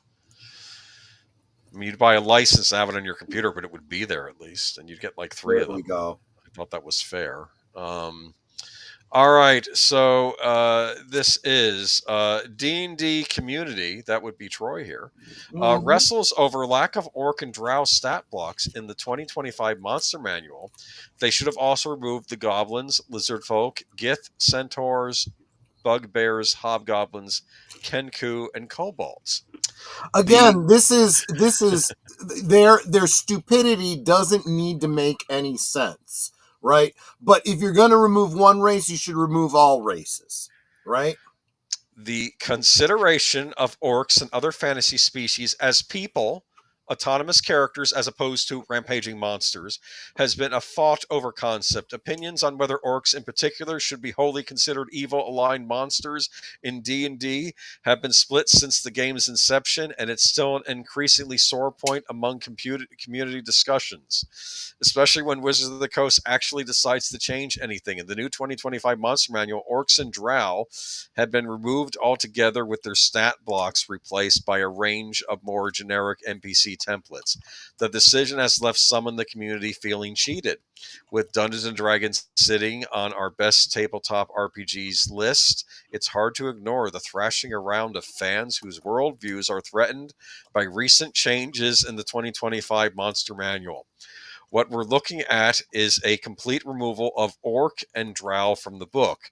They're not listed in the contents page. Instead, dungeon masters are encouraged to apply NPC stat blocks with the monster conversion table when introduced orc and drow non-player characters, to which the manual clearly states that they are welcome to apply any alignment. Conversion also affects species such as the Arachocra? Is that a thing? I don't know. I don't know. Is that they add that since you've been playing? Okay, merfolk, Possibly. goblin, and gnoll, and Naki races. I'm kidding about that last one, which are now more specifically portrayals. I got like that reference. The Naki race, they throw pasta at you, okay, and they paint fine paintings. I mean, I don't know what it would be. Just one question on the matter posted on both EN World forums wonders whether the fact that orc and drow entries are removed from the book and replaced with generic NPC templates was a good idea. Many commenters echo the sentiment this doesn't add options, it only takes them away, and that if Wizards of the Coast were going to take away orc and drow, they should take away all these other quote-unquote, I guess, evil races. Exactly right. The counterpoints that surface include the fact that the changes are made because D&D is working to excise the bigoted aspects that have persisted since its creation, with this being a big step to humanizing popular played species that have a long history being restricted to evil alignments. Yeah. They're orcs, dude. I don't. Well, I'll tell you, this is again, there is the sensible way to do this, and then there is what they did, right? The sensible way is, well, okay, we're looking at races, right? We're talking about potential enemies for your characters. We're talking about political, warring factions, right? So maybe, you assume a certain lawful, good norm. You can assume a certain adversarial norm. You could set up your different campaign worlds with different concepts, but treat races instead of being, generic villains. You can create them as racial types, right? So they've always done this. You could play humans. Humans are just human, right? Yes. Orcs would get a little bit of a bonus on their physicality, Right. and elves would get benefit on, I don't know, wisdom or dexterity, and dwarves would get benefits on their constitution. Because there are physical differences, you get advantages, right? Go ahead and do that, and then you say in general, if you meet a random group of orcs, they are most likely from an enemy government. Therefore, they will likely be hostile. But depending on your campaign setting, depending on the storyline, depending on what your dungeon master decides, they may be neutral. They may not care about you at all. But no, that makes too much sense. They've got to put their politics and their virtue signaling above the product and above their consumers. And this is why Wizards of the Coast is literally dying. We're going to get more into that into the next. I don't know where they're getting these things from, that these creatures are supposed to be analogs for actual human races, which makes no sense. Because they are the racists. That's the problem. These are taken from mythology. These creatures are taken from mythology. Yes. By groups. Yes. I mean, these go back thousands of years. This was long before people had they met people from other places of the world. Exactly. Okay, this is not. There was no way that they were thinking about modern United States Black community when they were talking about the Drow, right? These were Scandinavians, right? Yes, telling with stories the about elves and goblins and all that kind of stuff. And they were the bad guys in the Thor movie. Evil elves. They'd never seen a black person, let alone have them representing black people in their games. So this is the racism of the people that are doing this, to come up with this in their own minds. And as I remember, Driz Do'Urden, right? He's a popular character who is also a drow in the D&D books, right? I remember that. So you don't have to have these evil races in your game be evil, but these are typically competitive races that, a regular, normal game you'll run into. And considering that these are the same kinds of people that will vilify anyone who's conservative, anyone who's Christian, well, you've already decided a whole group of people are evil in your own life. And yet, you don't want that to exist in this role-playing game. You know what? I don't need you. I've got the old books. What? I've got the Gary Gygax books. I don't need to fund your BS. Those are problematic, and I have to say, I may have to inform the Pinkertons that you're not using the current for your They'll come and smash up my gaming table because I'm not using the most recent authorized Hasbro book, right? There are so many alternatives to D&D. There are plenty of like not Wizards of the Coast D&D books you can buy that are made, like I think one was called Castles and Crusades. There are others out there. You can use the rule sets. I'm sorry, most of these monsters are public domain because they're taken from mythology, human mythology. I have to go back. There was a video I saw yesterday. I'm going to go back and get the information. There is a rule set that you can download for free that is essentially the old D&D rules, very, very simplified, so that you can get up and running right away. And it's compatible with all your old D&D books, but it is free. You don't have to pay anyone anything. Critical Role. Apparently, Critical Role abandoned the Wizards of the Coast stuff, didn't they? Yes, they did. Yes, they So did when got they them tried angry. going after them. They tried going after them after that whole open game license thing. Okay. And they said, okay, screw you. We will no longer promote Dungeons and Dragons. We will start our own company. Now, I can't speak to D&D, but I know that in Tolkien, goblins and orcs are basically the same thing. Maybe they came from different regions of Middle-earth. Is that why they might have a different names? I don't know, but it's basically the same species, right? Yeah, that was at the time, hobbits, for example, were that term was Tolkien and it was still under copyright, but halfling wasn't, so that's why they went with that. I love this. Deleted scene says the Pinkertons, from protecting presidents to arresting people for overplaying cards. Yeah, basically. Yes, and that's not even wrong. That is not even an exaggeration. He's 100% correct. These are our times that we're living in. Yeah. That's why I made the joke. But this is from a classic D&D manual about orcs because I didn't have a picture to go I have with that exact book, yes. Yeah. That was the time period of what was called Advanced Dungeons and Dragons. That was also the time period where, and this may be the same book, there's no guarantee, but there was a monster manual. Oh, no, I'm sorry. It wasn't the monster manual. It was the Deities and Demigods that had the Cthulhu myths that at the time were copywritten. And that was a problem, too. But I think those might be public domain at this point, too. They are now, yes. Yeah. I will tell you. Oh, and there's been an updated D20 book put out for Call of Cthulhu and those mythos. That's a separate topic. But I will say the other thing that made this particular monster manual that you are depicting here kind of problematic was that it included characters like the Lamia and the Succubus with bare breastises in their that's nice illustrations. That's always nice. They were actually very good artwork. Yeah, exactly.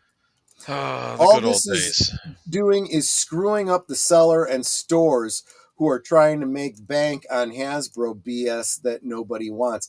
That's why these local shops have had to diversify. They're doing, they have places set aside for people to come in and play games so that they'll buy, stuff in the store while they're there. They're selling comic books. They're selling miniatures. They're selling things that, are third party aftermarket type stuff. And they're selling like sodas and snacks, trying to just keep their business afloat. Because you're absolutely right about that. Who's Brenda Lee Mulligan? Is that the one who runs Critical Role? I don't know that name. Okay. I don't know a lot of the celebrities. I don't really follow the celebrity game players. Yeah. I watched some of that Critical Role stuff, for example. There are some YouTube channels that I follow. Sometimes they do their best to not get into any of this political stuff, but they always tip their hand and which side they're on. So I don't know who Brenda Lee Mulligan is. I'm gonna have to take a mulligan on that one. Oh, wow. Oh, okay. Well, thank you, Geek Flag with Nate knows, and like let Troy me bring will know that up. how. This is a $10 super chat, 5 for you and 5 for Boomer, just because you're great guys. Despite his protestations, I find ways to make sure that reinvest it into your channel. You bought me dinner the other week. Consider it part of that. Come on. Nah, you were just mooching. It was that was a nice lasagna I was really doing it because I kind of owed the other guys that we were with for having bought dinner. We had a nice Italian dinner. Oh, the money they spent was between all the dinners they bought for us. Gary insisted on buying Netter some sunglasses when we went out because she didn't bring hers with her, and he's like, "You need sunglasses," and he paid for all the what is it called, Uber, the ride shares, and it's cool. Like, dude, come on. So I kind of owed them. And you're right. That was good food. My gnocchis were good wonderful. Stuff. Oh, I told him straight out. It's like we are paying for dinner. I'm not taking no for an answer. Well, and here's the other thing, Jesse. You just had this up, I think. Okay, I'll put it up. Seeing people buying old D&D stuff along. Why do you take it down every time I put because it you up? put it up, and then at the same time I was trying to put it up. Anyway, go ahead. Okay. Other things like Dungeon and Monsters figures from Papo and Schleek. I don't know. Well, here's the other thing. As far as miniatures go, there's a lot of Etsy sellers selling either 3D printed custom miniatures, or you can buy from them for very nominal fees the 3D files to print yourself. You can make whole armies yourself if you have a 3D printer. So that's the future of miniatures, you know. Oh gosh, Nate. I almost forgot this one is for the lovely Netters. Oh, thank you. Well, that one's an easy one because it goes right into the same account. So, so Netter easily gets not really, because you have your own account for yours. I have my account for mine. Yeah. So I'll just simply transfer out of yours into mine. Hold on. No worries, we're done with it. We thanked him and we're moving on. But don't overextend yourself, Nate. You are so generous. You're carrying the channel, for crying out loud. You and all the members, for sure. Okay, but moving on. This one. To our next story. Oh, wait, no. Oh, I'm getting ahead of myself. I hate this. Yeah. That's the problem. This thing is very quick. Go ahead and post a link, but I'll start. Okay, there we go. RPG.net. Exposed with the rules banning support of President Trump. This is from hold on. Wait a minute. Before we go on to this one, one last thing on the previous one. Actually, I should. This one was Jesse saying that the best D&D game he'd ever seen was one that used Legos. Dude, let me tell you. And one of these days, I'll have to do a stream where I show the pictures. I did this major battle in a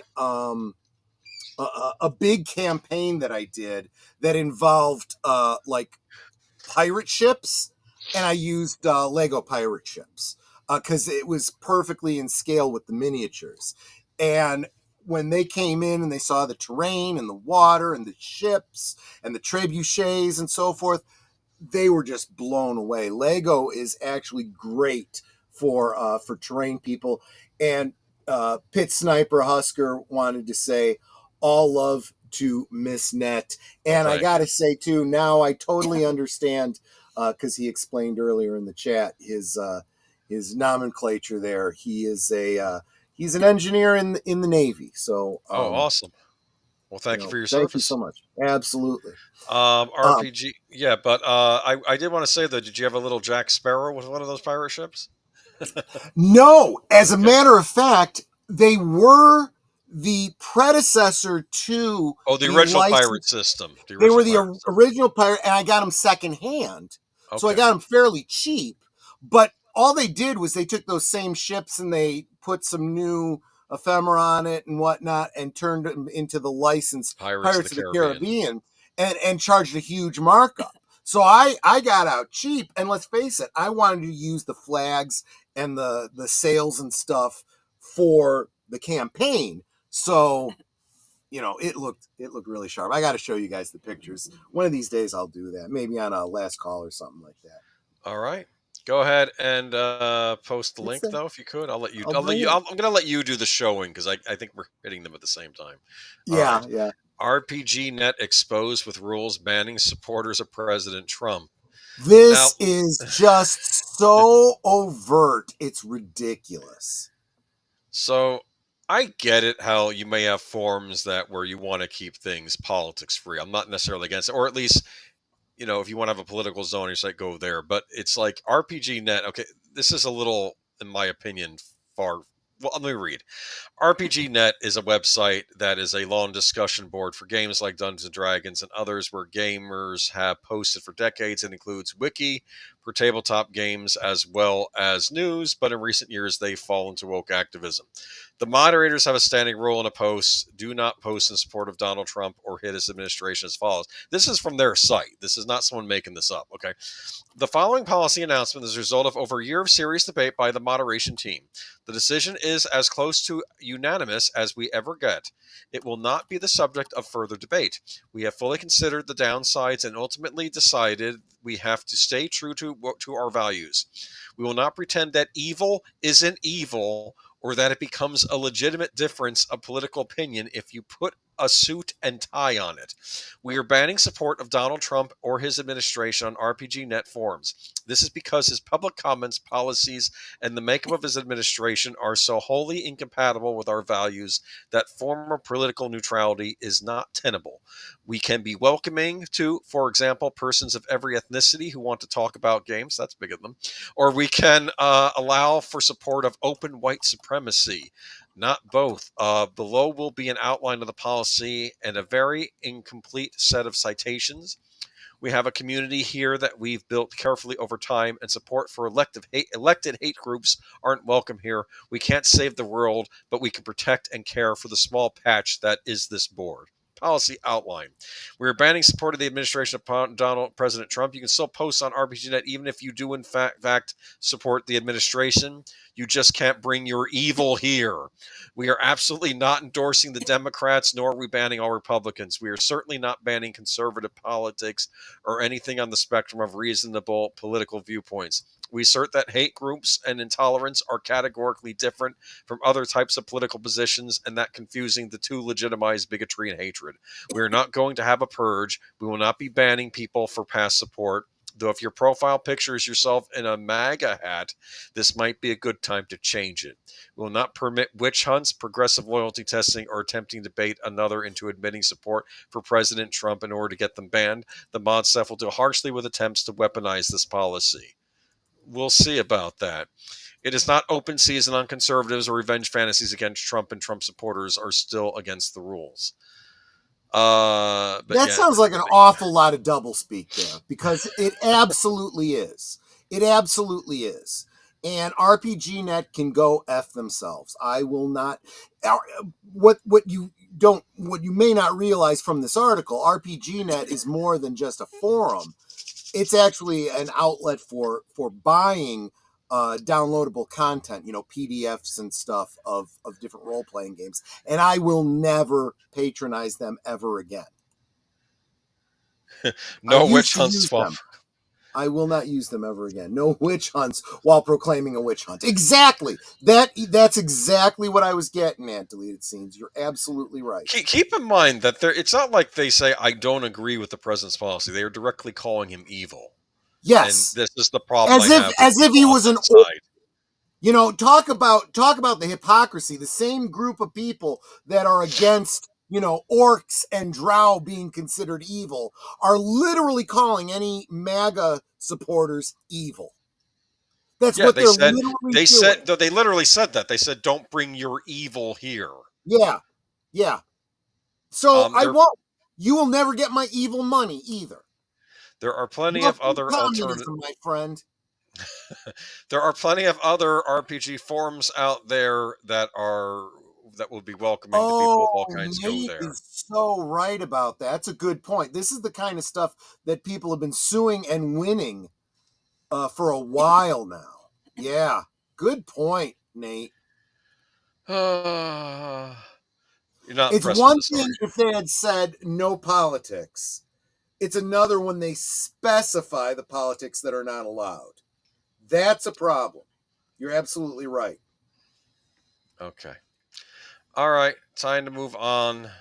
I don't know. Anything left to say about this? This was pretty cut and dry. Yeah, it was. Yeah, it is. People are going nuts. But more Disney in the news. Look at this. Disney lost 700,000 subscribers from October to December. Gee, I wonder how that happened. Oh, for the love of Mike, go back. Sorry, give me a moment. Okay, growing pains. All right.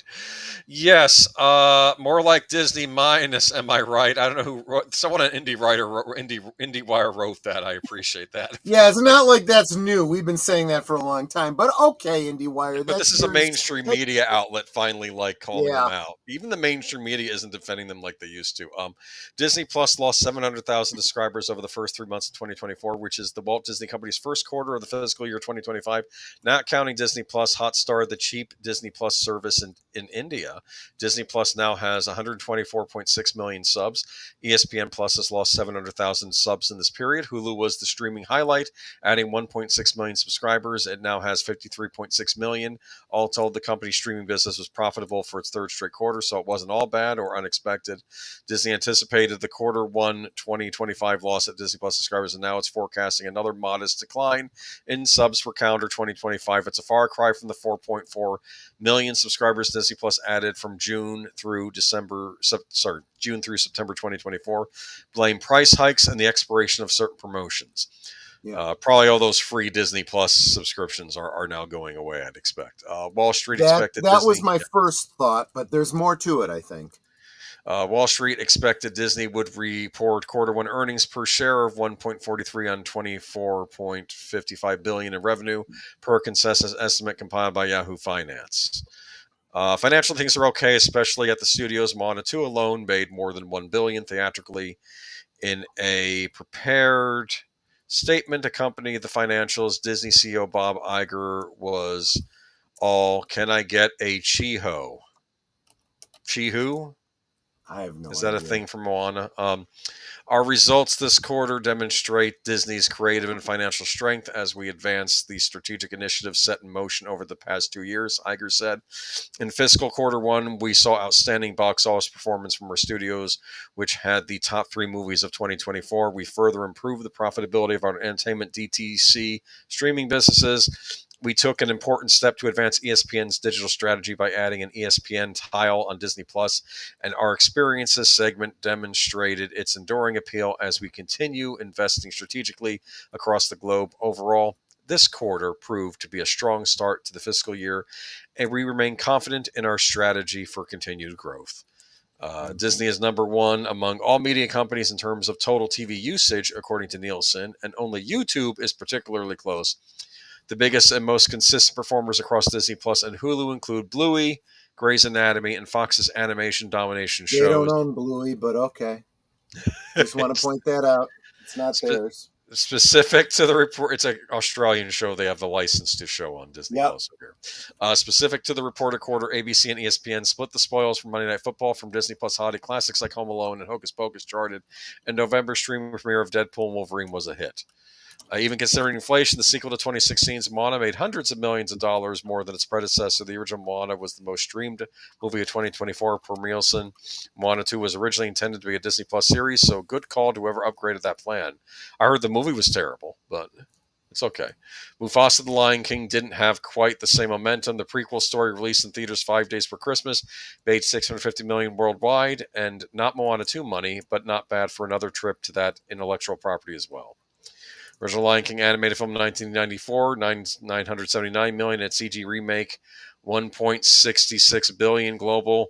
Both made far more. You know what's nuts? I know we're adjusting for inflation too here, but the original Lion King is so much better than the CG remake. It's like, I know. Well, all of these, there are very few remakes, live action remakes that actually hold up. I think they did one for Cinderella that was pretty good. I think one of the multiple ones that they did of the Jungle Book was pretty good, but most of them have just sucked. They really have. But they got AID money to prop them up. That's why they kept making them. Pit Sniper Husker says that Disney ABC streams just suck. No. Not necessarily the content, it's the cost compared to garbage performance. Shitty video player is, in this era, is an Achilles heel. And we're gonna have more to say about that in just a moment.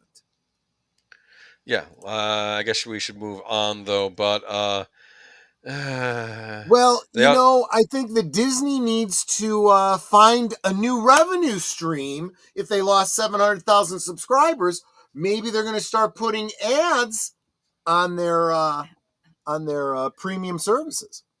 and this is from adweek.com. Streaming platforms are quietly redefining what ad-free really means. Even Yeah. if you're paying for an ad-free experience, companies like Disney Plus and Netflix are reshaping that definition, especially regarding live programming. The shift is particularly noticeable as Disney Plus integrates more live sports 24/7 channels and programming from ESPN Plus into its offerings, all of which traditionally include ad breaks. In an updated subscriber agreement sent over the weekend to its users, Disney Plus clarified its position around showing ads, saying that circumstances may require that certain titles and types of content include ads, even in our no ads or ad free subscription tiers. With that updated agreement, even premium ad free subscribers could see ads during live shows, linear content, and games. This agreement will apply across platforms including Disney Plus, ESPN Plus, and Hulu. Disney subscribers may have already been seeing ads in certain live content. However, the new terms officially took effect for new subscribers on January 27, 2025. For existing subscribers, the changes will begin on March 24th, 2025. Disney launched its Disney Plus streaming service in 2019 with a premium ad-free offering, which was a key selling point for subscribers. However, after launching its ad tier in 2022, the platform has continued to expand and even push into more live content, particularly from its new ESPN tile, which hosts over 30,000 live sports events each year, including Major League Baseball and WNBA. With more live programming among streamers, the concept of ad-free tier is becoming vague. According to Ross Binnis, a senior analyst with eMarketer, live sports and 24/7 programming have traditionally been ad-supported, even if the streaming service decided against showing ads to ad-free subscribers. There would still be a break in the content, he said.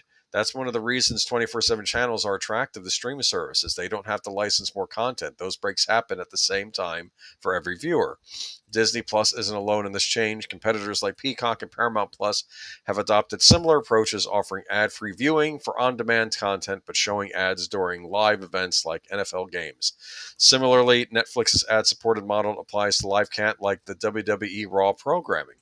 For Disney Plus, the push to expand live sports and 24/7 channels is a practical move to grow the platform's content library. But for viewers who subscribe to avoid ads entirely, it introduces a new dynamic. Even with quote-unquote ad-free plan, they can see ads during live broadcasts or programming that already includes breaks.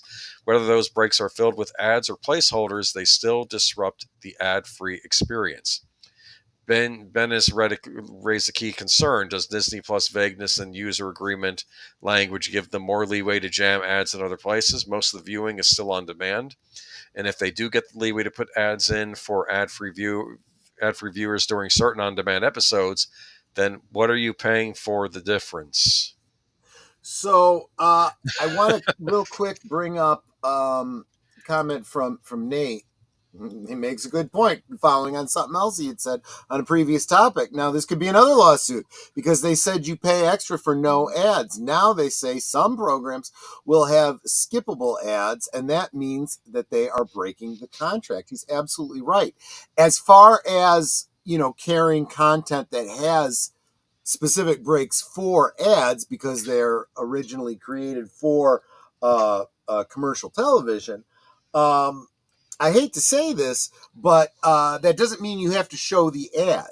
Okay, I used to have a premium for a while. I had a premium like music station, and it would sometimes play local radio stations. And when their ad segment would come up, it would either go to silence or station identification. You are listening to, such and such XM, blah, blah, blah, blah, blah. And they would fill up that space with junk, not to play the ads that they weren't actually getting the money for. See?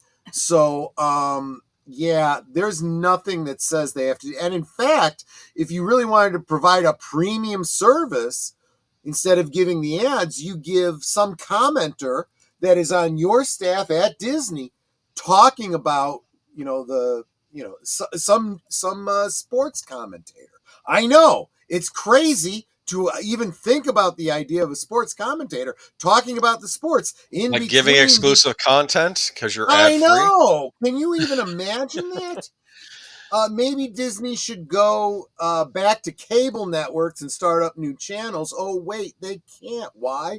Because they effed over the cable companies to jack up the prices for cable. Yeah. And then, we almost could have done these articles in reverse, right? Yeah, I thought about it. Yeah.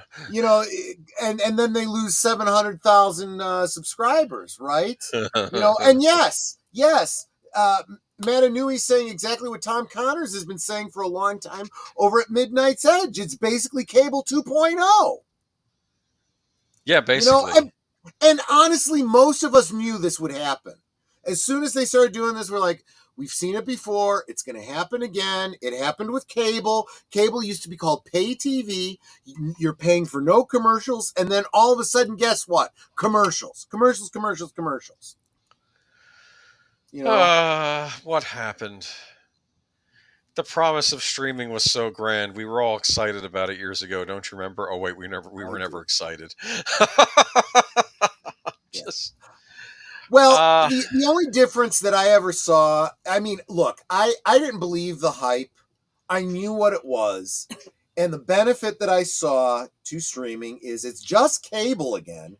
But now I'm not tied to a box on my television in my home. I can take it with me wherever I go. That was neat, yeah. And I mean, I gotta say though, a lot of those free streaming channels, they sometimes have stuff in there you can't get anywhere else. So, and I'm gonna get commercials on that, but I'm getting commercials everywhere else. Here's the other thing. Pit Sniper brought up a great point. You can get it elsewhere, and you can get it for free. Just saying. Army Hearties. Okay, moving on to the next article. Oh, more streaming stuff. CBS. Oh, shocker. There you go. Yes. Several channels owned by Paramount Global, including CBS, Comedy Central, and MTV, will soon disappear from YouTube TV on Thursday if the two companies don't reach a contract renewal. YouTube TV, owned by Alphabet, told its customers that it's working hard to reach a fair agreement with Paramount that allow us to keep their channels, but despite negotiations, it hasn't been successful yet. The channels will go dark tonight if a deal isn't reached. Paramount is an important partner for us, and you can imagine this is not the outcome we want, YouTube TV said in a statement. We're still in active conversations with Paramount and are hopeful we can come to an agreement to keep their content available on YouTube TV. Now, what is this? Like, you can subscribe to Paramount Plus through YouTube if you're paying for YouTube TV. It's interesting. We were just talking about how this is just basically like cable again. And yes, just like you could get cable bundles, right? And if you subscribe to this, you got that. It was the same thing here. If you had the YouTube premium service, you can get, certain premium channels on YouTube. And now they're up for a contract agreement, and it looks like CBS Paramount's going to pretty much torpedo it. And honestly, YouTube doesn't need them. YouTube does not need them. I don't know anybody who has YouTube Premium because they want to get CBS and Paramount as well. It's a perk. They'll take it as long as they're getting it, but that's not why they're getting YouTube TV. Like certain streaming services allow you to subscribe to other channels. Let me share something else with you, and this relates to last weekend when we were traveling. So we stayed in a hotel for MegaCon. You remember how you used to go to a hotel and then you turn on the TV and you get all the local channels? Maybe they had cable, and maybe they had a premium Fox channel, News or right? something, yeah. And they'd have HBO or Fox News. And then maybe you could get the after hours stuff if you were having not in Florida. Right? I'm sorry. Wait, that's another story. Well, now apparently you don't get any of that. You get the local channels, ABC, NBC, CBS, whatever you can get on over the air, and any premium services, you have to log in with your own YouTube or whatever streaming service in order to watch it on the TV. They don't provide you with anything. That stinks. And I'm looking at this going, why do I even need your damn TV? I got my computer right here to watch my Well, you streaming can stream stuff it from your computer. You can link up your computer to the TV. Exactly. I don't even need the TV for that. So, yeah. Except streaming service are more limited than cable services. I can watch my favorite anime series on Tubi, Freevee, and Amazon. I can't watch Gods. I can watch Godzilla from movies on iTunes. You can watch Lucio. That's actually a good point. The thing with things like Tubi, Freebie, Amazon, which we don't really subscribe to specifically for I don't even realize what is available to me on Amazon Prime because we have it just for the ordering and shipping and all that kind of stuff, doing business. But they have movies on there sometimes. Yeah, and like I don't remember what we were watching. What was that one? Outer Range was on there, and I didn't even know about it until you guys told me about it. When they didn't renew. And I'm sure there's other ones that Amazon has that I don't even know about. But yeah, there's a lot of free stuff that you can get on streaming services. Now, keep in mind, Tubi and probably this Freevee, which I don't use, but I'll have to look into. They do have commercials. But again, you're getting it otherwise for free. It's not like you're paying for it, and they're adding the commercials on. And I just realized, too, that even though there's supposed to be commercials, I don't actually get commercials on Tubi. Oops. Interesting. Just like I don't get commercials on YouTube. Oops. I need to... we'll have a conversation later about that. I'll help you out. I'll help you out. Okay. I'm very, very curious about that. I love... because I'm a big fan of they had Lucio Fulci's House by the Cemetery. Guys, if you are not getting commercials on YouTube, you know what? You're cheating me out of a fraction of a cent. And I couldn't really care any less. To be honest with Channel, you. Nickelodeon, local news. But hopefully it's nothing disturbing on the Nickelodeon side of things. I'm kidding, of course. Does the Sci-Fi Channel actually play any sci-fi anymore? Just wondering. I don't know. Just like the History Channel doesn't really play history shows anymore. It should all be Lifetime movies starring Meredith Baxter Birney. That should be on Sci-Fi. Okay. They used to make a joke. They used to always make fun of those on Beavis and Butthead. They would flip it on. There'd be some Lifetime original movie. Actually, I remember when the History Channel was all Hitler all the time, and they were like, we got to do more history other than just World War II. I remember that. I remembered that. Paramount-Skydance merge clears the SEC EU ongoing fractious FCC interview. Did I drop the wrong one? I did. I dropped the wrong one. My apologies. No, I'd like to be doing the Gundam story right now, but we have to do the boring story first. I'm sorry. The boring story. Well, we do. You go click on it when. Okay, yeah. Go ahead. We'll keep you updated on this the Paramount merger. Oops, I can't even. There.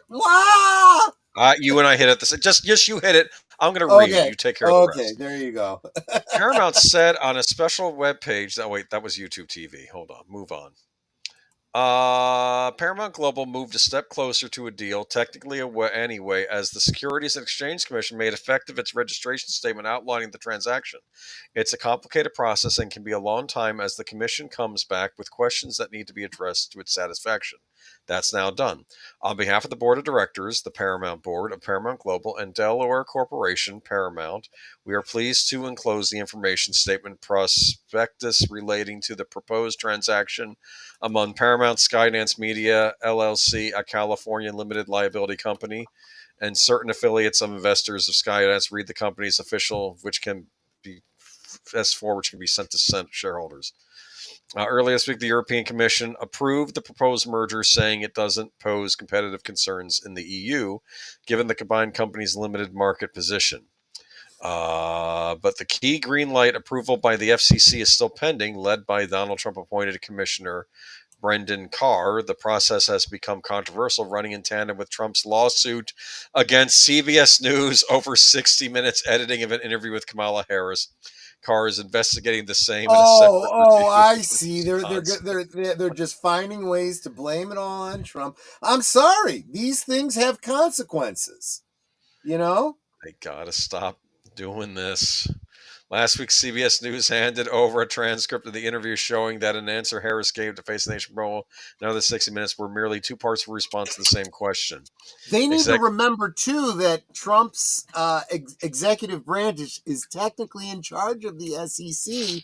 So maybe they should stop antagonizing the person that they need to allow the deal to go through.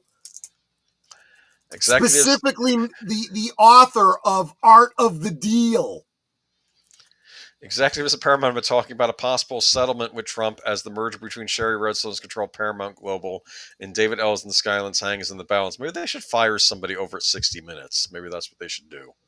Yeah. Earlier today, a group of Democratic senators fired off a letter to Carr blasting his weaponization of the agency to punish, censor, or intimidate that's members. Just rich. That is because over editorial choices. You mean fraud? That's what they're talking about. Paramount Global.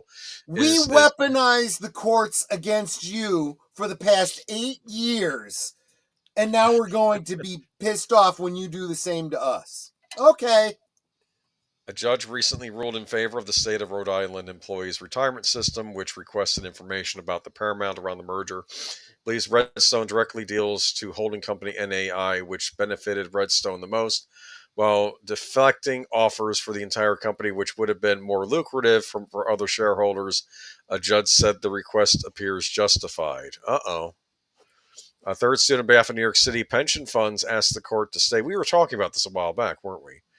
To consider an 11th hour buyout from a group called Project Rise Partners. Paramount has said the offer came too late after the end of the contractual ghost shop period where it could entertain other bids. They wanted this over with. That's what I think happened. But yeah. What do you think? I think that Paramount really needs to be spanked. None of the look. My only thought, my only concern when it comes to CBS and Paramount is Star Trek. I think it really needs to die so that something can happen with Star Trek.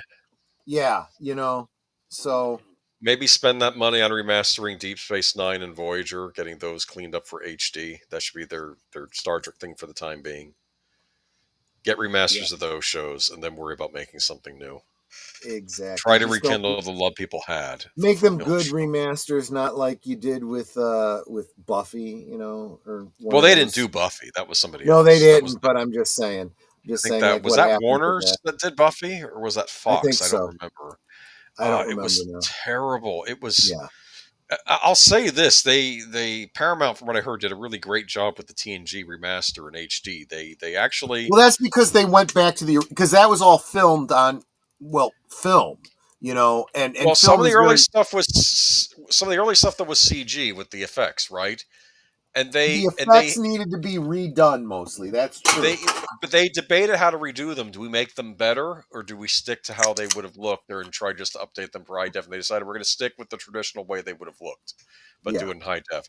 They did the same thing with the X-Files remaster too. They had to redo some of those old CG effects because they're not going to show up in HD. But they tried to keep the spirit of how they looked on the original series. Look, which they I think did. is cool. They did a great job, even going farther back to the original series. You can consider them to be like a special edition because a lot of those special effects they did, they went back and it was all done with CG. Yeah, but it was excellent CG, perfectly recreating the models, and in some cases, creating new models for ships that you couldn't actually see in the originals. In the first two seasons, you didn't get to see a Klingon battlecruiser until season 3, but now they were able to put them in. But since they knew what a Klingon battlecruiser looked like, it was very easy to insert that.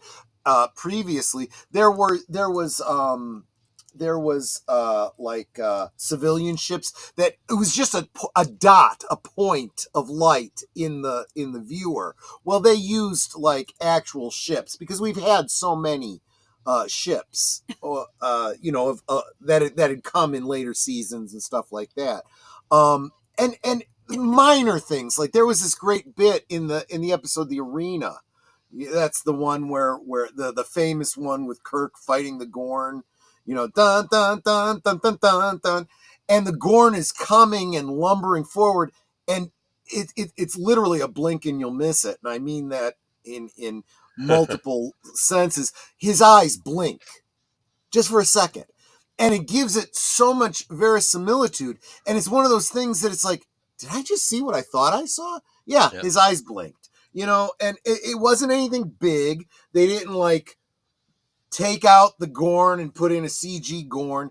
It's just a little effect, and they did a great job. There's another scene in the Ultimate Weapon where it shows I can't remember now if it's the Enterprise or the Constitution, flying upward, or at least what looks like upward, perpendicular to the ship. Something they never did in the original series because they kind of couldn't. Everything was on a single plane, so they were like taking advantage of the fact that it was CG. But that was about the most that they pushed. It wasn't like George Lucas levels of special edition, adding scenes and removing scenes and reworking scenes. They really did keep the spirit of what they were doing. Sorry, this was a little bit of a departure, but I think it was born from, I really don't care what happens to Paramount anymore. They've destroyed Star Trek, and they can go to hell for all I care. Moving on. Yeah, let's move on to the live action Gundam. Are you excited about this? I'm not. I'll put it to you this way. This is good news. It still doesn't mean the movie's going to be. What did I do? I don't know why you I jumped do that. too far ahead. It's because it takes too long, these transitions. Oh, I see. There we go. That's not a live action Gundam, obviously. That's animated. They actually did an animated Gundam movie recently, which was, here's what happened. There was an episode of the original Gundam anime series that the producer felt was so badly done, he didn't want it to be shown outside of Japan. He was embarrassed by it. But he said he would one day like to come back and redo it as a movie. And then one day he got the opportunity. He's still alive, and they redid it as a feature film. Did that one episode. Wow. So I actually bought it recently. I just haven't gotten around to watching it yet. But I put that on. From what you've heard, is it everything he wanted? It's better. Yes, I think so. I think it was his plan, because it was. This is a war series, but it's future war where people are fighting in giant mech suits and fighting in space and stuff. But thundering confidently into production this past week, Bandai Namco and Legendary's big-budget live-action Gundam movie is already assembling, with recent news of the start of filming. This Mobile Suit Gundam project, based on the insanely popular toy and anime line, was originally revealed back in 2018, with Brian K. Vaughan reportedly set to write the script. It's been mostly radio silence ever since, and fans beginning to seriously doubt whether it would ever suit up for the silver screen. Untethered to any official title, this Mobile Suit Gundam sci-fi adventure is written and directed by Sweet Tooth's Jim Mickle. What is Sweet Tooth? I have no idea. You would know better than I would. Okay, the Gundam movie was originally going to be produced in partnership with Netflix, which would have certainly seen it launched straight onto the streaming service. But the partnership with Legendary means we'll be getting a full theatrical release. Now, the reason why I'm hopeful about this is this movie now has to do well at the box office. It's not something they can just slap on Netflix. It's probably going to be giving a bigger budget. Legendary, of course, they do the Dune movies. They do the Godzilla movies, those Godzilla Kong movies. I was just going to say, they do the Godzilla movies, and this kind of feels like it's in that wheelhouse. Yeah. In fact, if one remembers at the end of, what was the name of that Spielberg movie that took place in the virtual worlds? It was based on that book. Ready Player One? Yeah, there's a scene in it where the bad guy, the corporate guy, shows up as a Mecha Godzilla. Remember that? So one of the young players, and it says, "I choose to be a Gundam," and brings out a Gundam to go fight the Godzilla with. So that was kind of neat because they're pulling from all the pop culture stuff. The Gundam movie was originally going to. Okay, so we plan to steadily announce details as they become finalized. Scenes, answered your question. He said Sweet Tooth is on Netflix. He believes they're Norwegian. Oh, Well, okay. So I have no idea. Legendary Bandai Namco stated in a press release, Mobile Suit Gundam, which began broadcasting in 1979, established a genre of real robot anime that could not be described in terms of simple good and evil, which had been the trend of robot anime up to that point, with realistic depictions of war, detailed scientific examinations, and intricate interwoven human drama that treated robots as weapons called mobile suits and caused a huge boom. Creator Yoshiyuki Tomino's Mobile Suit Gundam debuted in Japan on the Nagoya Broadcasting Network and its affiliates 45 years ago. As an action-heavy giant robot anime series, it's eventually spawned a lucrative empire of sequels, spin-offs, animated films, toys, model kits, video games, and books. Gundam has remained an international pop culture juggernaut that's soon to come alive as 21st century blockbuster featuring piloted mecha machines. No plot synopsis, casting choices, or release dates have been announced, but we'll keep you charged with details as they arrive. In the meantime, get your giant robot fix with our guide to the best mech games of all time. Well, that's on the site. Here's the thing with Mobile Suit Gundam. There's like the original Universal Century Gundam, that's the original series, and they have series that take place in that. But then they also do, I don't even want to necessarily use the term multiverse Gundam series, but they do other Gundam series that have nothing to do with UC Gundam, but Gundams existing in other timelines. You understand? Yeah. Like they did one Gundam series which was interesting that didn't even take place in a new Century Reader. It took place in Anno Domini. It took place like 200 years from now. There were Gundams in that. So theoretically, they could do their own original Gundam stories just for a movie universe and just do an original. The only thing that ties everything together is the design of the mech suits and how they work, But other than that, you can basically write any story you want around that, or they could adapt the original anime series. I'd be curious to see either. I just hope that it's good. And it doesn't have to be bad. You can make a really cool Gundam movie, about future warfare that I think would, rival Star Wars if you did it right. So just do it right. This is Japan's, exactly. In my opinion, this is Japan's big space opera. So this doesn't have to be bad. Let's keep our fingers crossed. We're kind of getting out of the whole DEI phase of entertainment. Well, I don't want to quote that because we don't know what's happening, but it seems like a lot of companies are pulling out. Just make a good. And to be fair, their Godzilla movies seem to be pretty popular. Have you seen them? The Godzilla Kong movies? I may have seen the first one. I got a very long, what's it called? To watch list that I haven't gotten to. Let's see. Jessica Hardo says, Troy, from what I'm hearing, Legendary, Sunrise, and Bandai are doing their best not to have another G-Savior. G-Savior is the worst live-action Gundam film ever made. Well, that's the thing, though. This could be an original Gundam property, not even tied to any of the other Gundam series. It could be set in its own conflict. Not all the time, but a lot of time the conflicts in these series revolve around a fight between a unified Earth government and space colonies that are rebelling from that your Earth government. So it's interesting. There's a lot of political stuff. You have the Universal Century timeline, and then there are more. Yeah, or they could make their own timeline just for this specific movie series. That's what I'm saying. The Cosmic Era, which I don't get me started on the Cosmic Era. I wanted to like the Cosmic Era. I just hated all the characters in that show. The Cosmic Era was a fascinating conceit, though. No, the Cosmic Era was a fascinating conceit for conflict, though. In the future, we have figured out genetic engineering. You can make humans that are stronger, faster, smarter. And all it would take was when a woman is pregnant to get an injection and her baby will come out better. But then there became this big conflict. It was almost like Gattaca in reverse. Oh, yeah. Where people didn't like the genetically engineered humans, and they were like, we don't want them here. So eventually the genetically engineered humans went off into space and formed space colonies. But then at one point, the Earth attacks one of those space colonies and destroys it. And then a war happens between the genetically engineered humans and the normal humans that didn't do the genetic engineering. And it's this big mess because, of course, Earth has more resources, but the genetically engineered people are, smarter, more adept, stronger, physically stronger. So it's this big, nasty fight. And it's a fascinating idea for conflict I see there. Because, it's a moral quandary. Who's right, right? Right. I mean, is it the genetically engineered?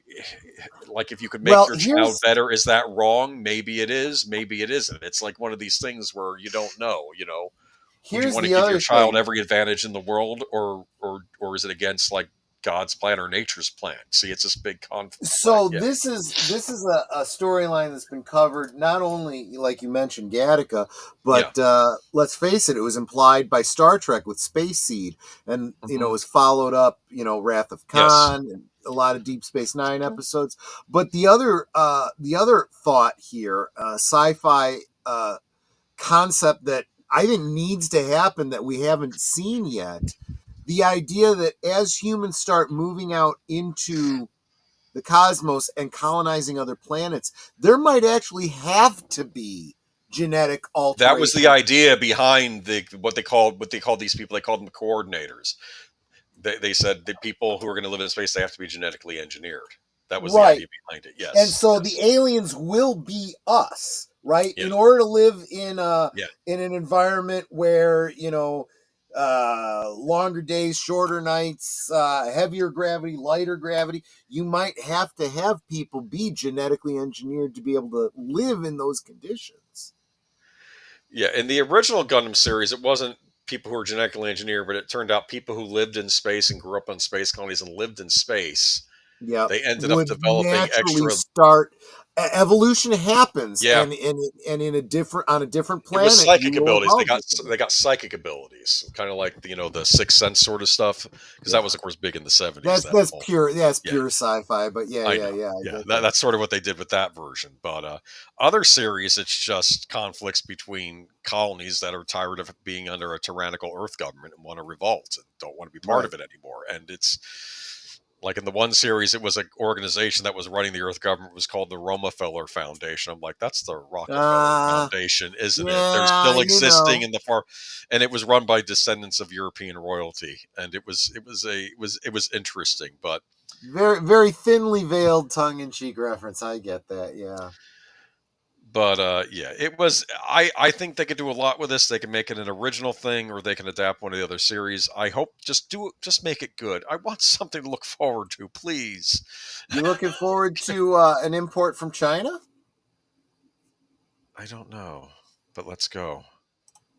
Okay, let's check it out. Apparently, Chinese animated film shatters box office records as it heads overseas. It beat the Super Mario Brothers movie that came out. That news released today. I didn't even know that was new.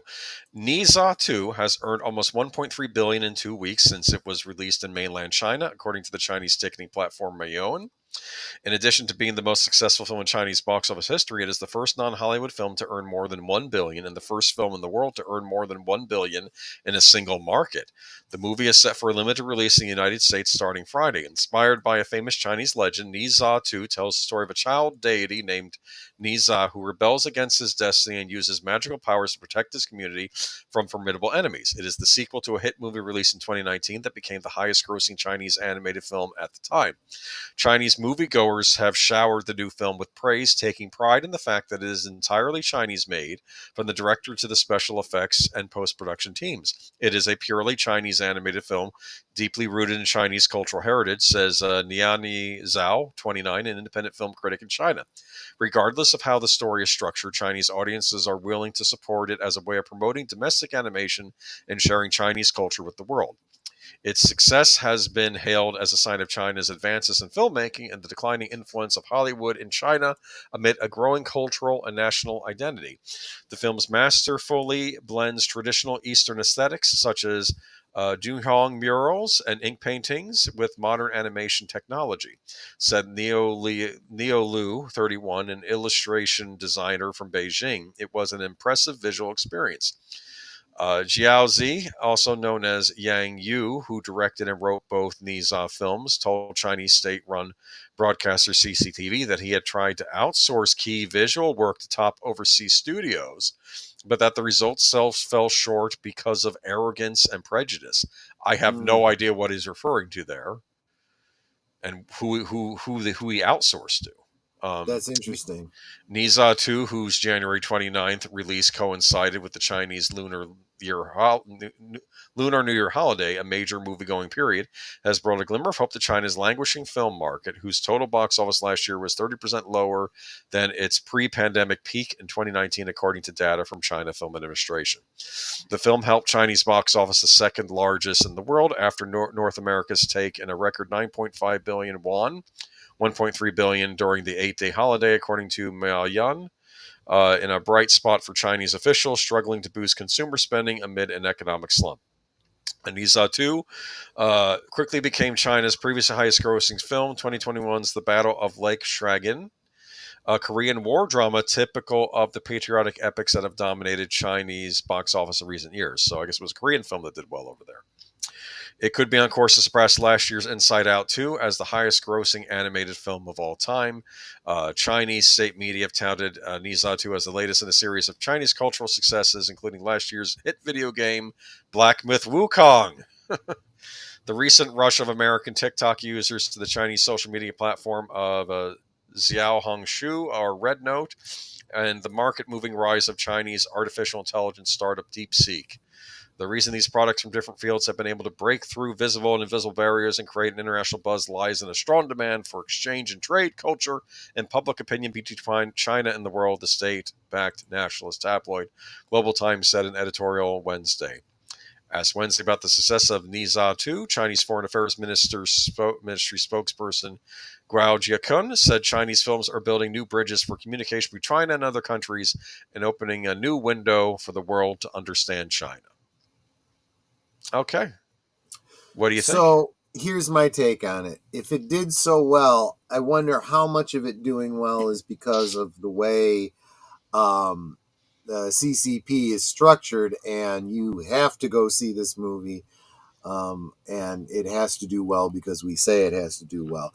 If it's a good movie outside of China and people like it, well, that's great. But I don't know. I don't know that's the case. Here's what I'll say. It's been a while since I've partaken in Chinese cinema, but I remember back in the aughts when they were doing a lot of exporting of movies such as Crouching Tiger, Hidden Dragon, House of Flying Daggers, Kung Fu Hustle, which I all thought were these brilliant movies. And I thought that China, I saw the leaps in filmmaking they had made when they had started making movies. They were growing by leaps and bounds, like rivaling. And it was interesting, their take on these epics. They were like doing tragedies and comedies, kind of like how they did Elizabethan England and Greece. You know, they were doing those, like making these big operatic comedies or tragedies. Go ahead. And I will say that China has a very rich culture that people, should be interested in and want to learn about. Pit Sniper mentioned Mulan. Mulan done by the United States, not so much. Mulan done by the Chinese, yeah, maybe. And Deleted Scenes is making a great point. He looked it up, and it's getting good reviews around the world. He's wary of mainland Chinese films, but we will see. He basically just encapsulated exactly kind of what I was getting at. Yeah. It's because before it was Hong Kong, and Hong Kong, of course, we know wasn't always connected to China, and they had their own film industry that was growing by leaps and bounds. Yeah. That was like their Hollywood over there. And now I don't know as much. Like there were things they did over there with some of the recent movies I didn't agree with. That's why I've been but I remember back in the aughts, I was buying up the Weinstein Company. You may recognize that name. They had this line of DVDs called Dragon Dynasty. And they would bring out a lot of movies, either classic or newer films from China, Korea, South Korea, Thailand, and they would put these out in this line called Dragon Dynasty. And a lot of them were crime movies or kung fu movies. They would do a lot of those. And I had them all on DVD, and I'm going to sit down and watch all of them someday. But I did watch a few of them, and they were very interesting. There you go. There was a great Hong Kong-made film called Seven Swords, which was based on, I guess, the myth or the legend of the Seven Swordsmen in China, which reminded me a lot of a certain Robin Hood and his merry men. And part of me wonders if these legends just pop up through human history of these set of elite warriors that show up to stop a horrible tyrannical government that's gone too far, and it's another one in this.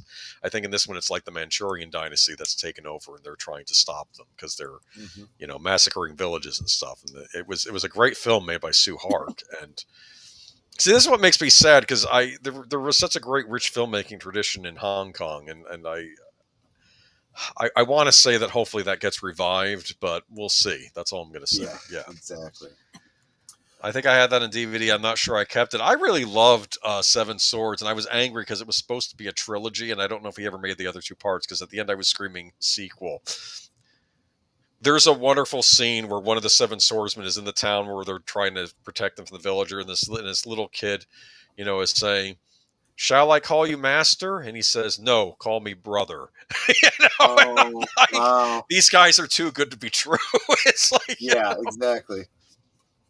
And the villains were awful too. They said one of the villains, this lady, looked like she was like Susie from Susie and the Banshees. And like, basically the idea was martial arts has been outlawed, and if they hear your village has been doing martial arts, they're going to cut you down to size. And basically there's this group of mercenaries that's going town to town and killing the people, to collect the money for their, and it's like 60 silver a head. And he says, "Well, what about the aged and the children? You let them go." And they say 60 silver a head. That's how awful these guys are.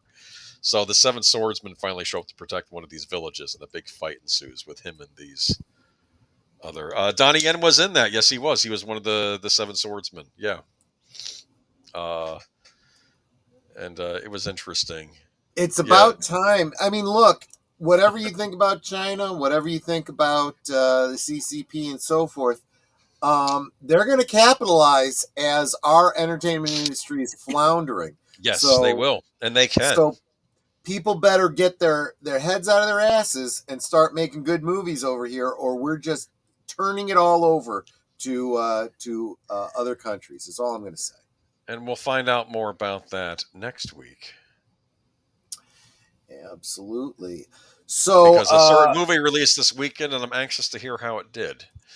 But I figured there'd be enough time to talk about that next week. Yeah, but the conversation is not done yet, because tonight, if you are over here on my channel, you will be auto-dramatically sent over to Deleted Scenes channel to hear more of what Aged Boomer has to say over there. If you are on Aged Boomer's channel, I just dropped the link for you, because he doesn't have the emojis. He doesn't have the super chats yet. Make sure you are subscribed to him. Make sure you are watching videos over on his channel. We got to get him to the coveted 1,000 subscribers so that he could be a money maker on the YouTubes as well. But in the short term, follow him over to Deleted Scenes channel. I tried bringing that up. You just took it away. Every time I click on it, you click. It's because this thing is a little slow, but we'll get used to it. By the way, so that's tonight. You can check me out on the Deleted Scenes channel, and then tomorrow night, are you doing anything?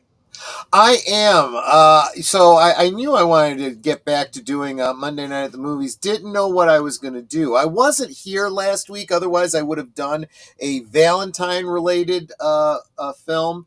So I'm going to make up for that now. We've been doing a lot of looking at... it seems like every holiday has a horror movie dedicated to it.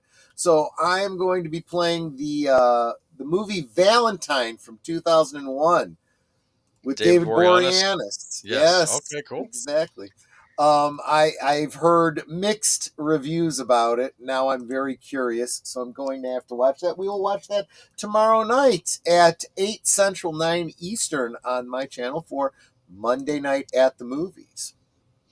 That reminds me of the movie My Bloody Valentine, which also took place of Valentine's. And the one mayor of the town, he's getting a thing of candy, and he's saying, "The only thing better than Christmas candy is Valentine's Day candy." And my response to that was, Easter candy is the best candy out of all the holidays. It is true that all those holidays have different... I like Easter candy the best. I think it's funny because not everybody has the same tradition of what kind of candy they necessarily eat at those holidays, right? We were just at the store, and they they had on the clearance aisle. They had a bunch of Christmas candies, and they had the so-called Christmas mix, and it was these hard candies, these old-fashioned hard candies. And Netter's like, "Oh, do you want these?" And I'm like, "I never liked those. Those actually make better decorations than they do, sweet treats. Go back to Samuel Proctor. There is no such thing as Halloween. I guess wax lips. Maybe those are around Halloween. Halloween candy is just regular candy, and they maybe change the packages a little bit. There's nothing unique about it. I don't know. I feel like candy corns and the those are wonderful. It's also candy corns, but in the shape of pumpkins. Those are pretty much Halloween candies. I guess. And what else? Fall. They're really fall. For whatever reason, I always associated banana taffy with and Tootsie Rolls was another big one. You can get them any time of year. That's my point. No, I know. Yeah, no, you're absolutely right. You can't get pastel color. You can't get the Cadbury mini eggs unless it's around Halloween. Mary Jane's was another big one for Halloween time. There's a trip to the dentist waiting to happen. And those peanut butter, I don't know what they were. Bite o' honey. Like bit of honey, yeah. Charleston Chew. The little Charleston Chews. I never see Charleston Chew in a store. I never go into a store, look at the candy aisle, and see a Charleston Chew. Only Halloween. Yeah. Yes. And those were great to throw in the freezer because they'd crackle really good when you bite into them when they were frozen. There's a heated debate in Mahler's Life whether Christmas or Halloween candy is better. It's Easter candy. That's the best candy. I'm sorry. So I'll for argue Easter, that later. The things that you get the Cadbury, you get unique things at Easter time. You go get other Cadbury cream eggs. You'd get the marshmallow eggs by the dozen. Give me a second here. Christmas has cookies licked. Christmas cookies. That's the best. Right. But not candy. Easter. Yes. The specialty stores would have things like robin's eggs. You'd get like a little nest made out of chocolate covered coconut with little jelly beans in it, right? And all those candies then you would put into an Easter basket with some sort of a toy inside or whatever. There you go. Yeah, nice. With all sitting on top of the EstroTurf. The fake grass. The fake grass. I love the fake grass. Come on. I mean, I think we did. We must have done Easter. Did we do Easter baskets?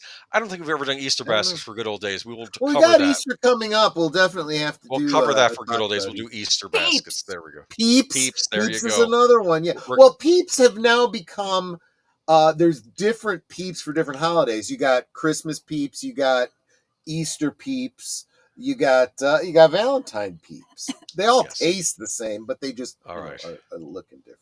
But by the way, that's coming up at midnight, correct? The stream deleted midnight your time. It's 11 our time. So in other words, in about 40 minutes. So let's wrap this crap up. So we got Tuesday. We have Tuesday. Spark 21. I do believe we have Spark 121, which we haven't put the stream up yet, but we will get that up. I'll be coming home from work that night because I got movie night at work, so it'll be cutting it close, but I'll be there. Just start without me if you have to. All right. Okay, no worries. But then following that, about 9:30 Central, 10:30 Eastern, we're getting back to Blake 7, episode 17 of season 2. Man, we're already that far into season 2. The episode is called Horizon. So again, just like the movie nights, if you don't have your own copy, you got to be there live to watch with us. We offer an off-platform stream of the feature. Otherwise, you're going to need your own copy to follow along with our commentary. Unless there's some rumors that Big Al might be starting something up on Wednesday nights, but not this Wednesday night. So keep an eye out and watch for that. But then Thursday on Netter's Network, that's 9 Central, 10 Eastern on Netter's Network, her guest will be Dad Man Walking, returning guest, friend of the channel. He's going to tell us what he's been doing over on his channel, give us a little bit of an update, and maybe. And Mrs. Dad Man Walking is confirmed. She is confirmed, Excellent. So it's not a maybe anymore. we will get Mrs. Dadman Walking. Hear a little bit about her and her channel and what it's like to be in a 2-person YouTube family. So like us. That's Thursday, absolutely. What are we going to be talking about on Last Call on Friday? It'll be Gen X Part 2. Yeah. We never finished it. We kind of got sidetracked, and I think it was. I don't think it was a bad thing. I think we had a good. So we're gonna re-talk about that this Friday. I still have 6 things to talk about we didn't talk about. So that should cover the whole stream. We'll get to that, and then on Saturday, the movie over on Big Al's channel. I forget what it was. It's something space related. Oh, it's a movie that I haven't seen. It's called. It wasn't Silent Running. It was, oh damn, what was it? Maybe it was. Is that the one with the plants on the space station? Yes, that one. Is that Silent Running? Yes, that's it. Bruce Stern. Yeah, I haven't seen Bruce Stern's in that. I remember that. Yeah, that's an old one. There you go. Another one of these 70s dystopian future movies. Exactly. But and then that brings us to Saturday, where you can check out Unscripted with Deleted Scenes, where he'll do a complete 180 on Disney and start singing their praises. Oh, Sunday. Yes, Sunday. Yeah. So there you go. All right. Cool. Okay. That wraps us up. Good night, y'all. And cue my aunt father was in the Marines and Chosen. Oh, that's interesting. Okay, Silent Running. Okay. Y'all have a good week. Bye-bye. Take care, everyone. Bye-bye. And broadcast, and this should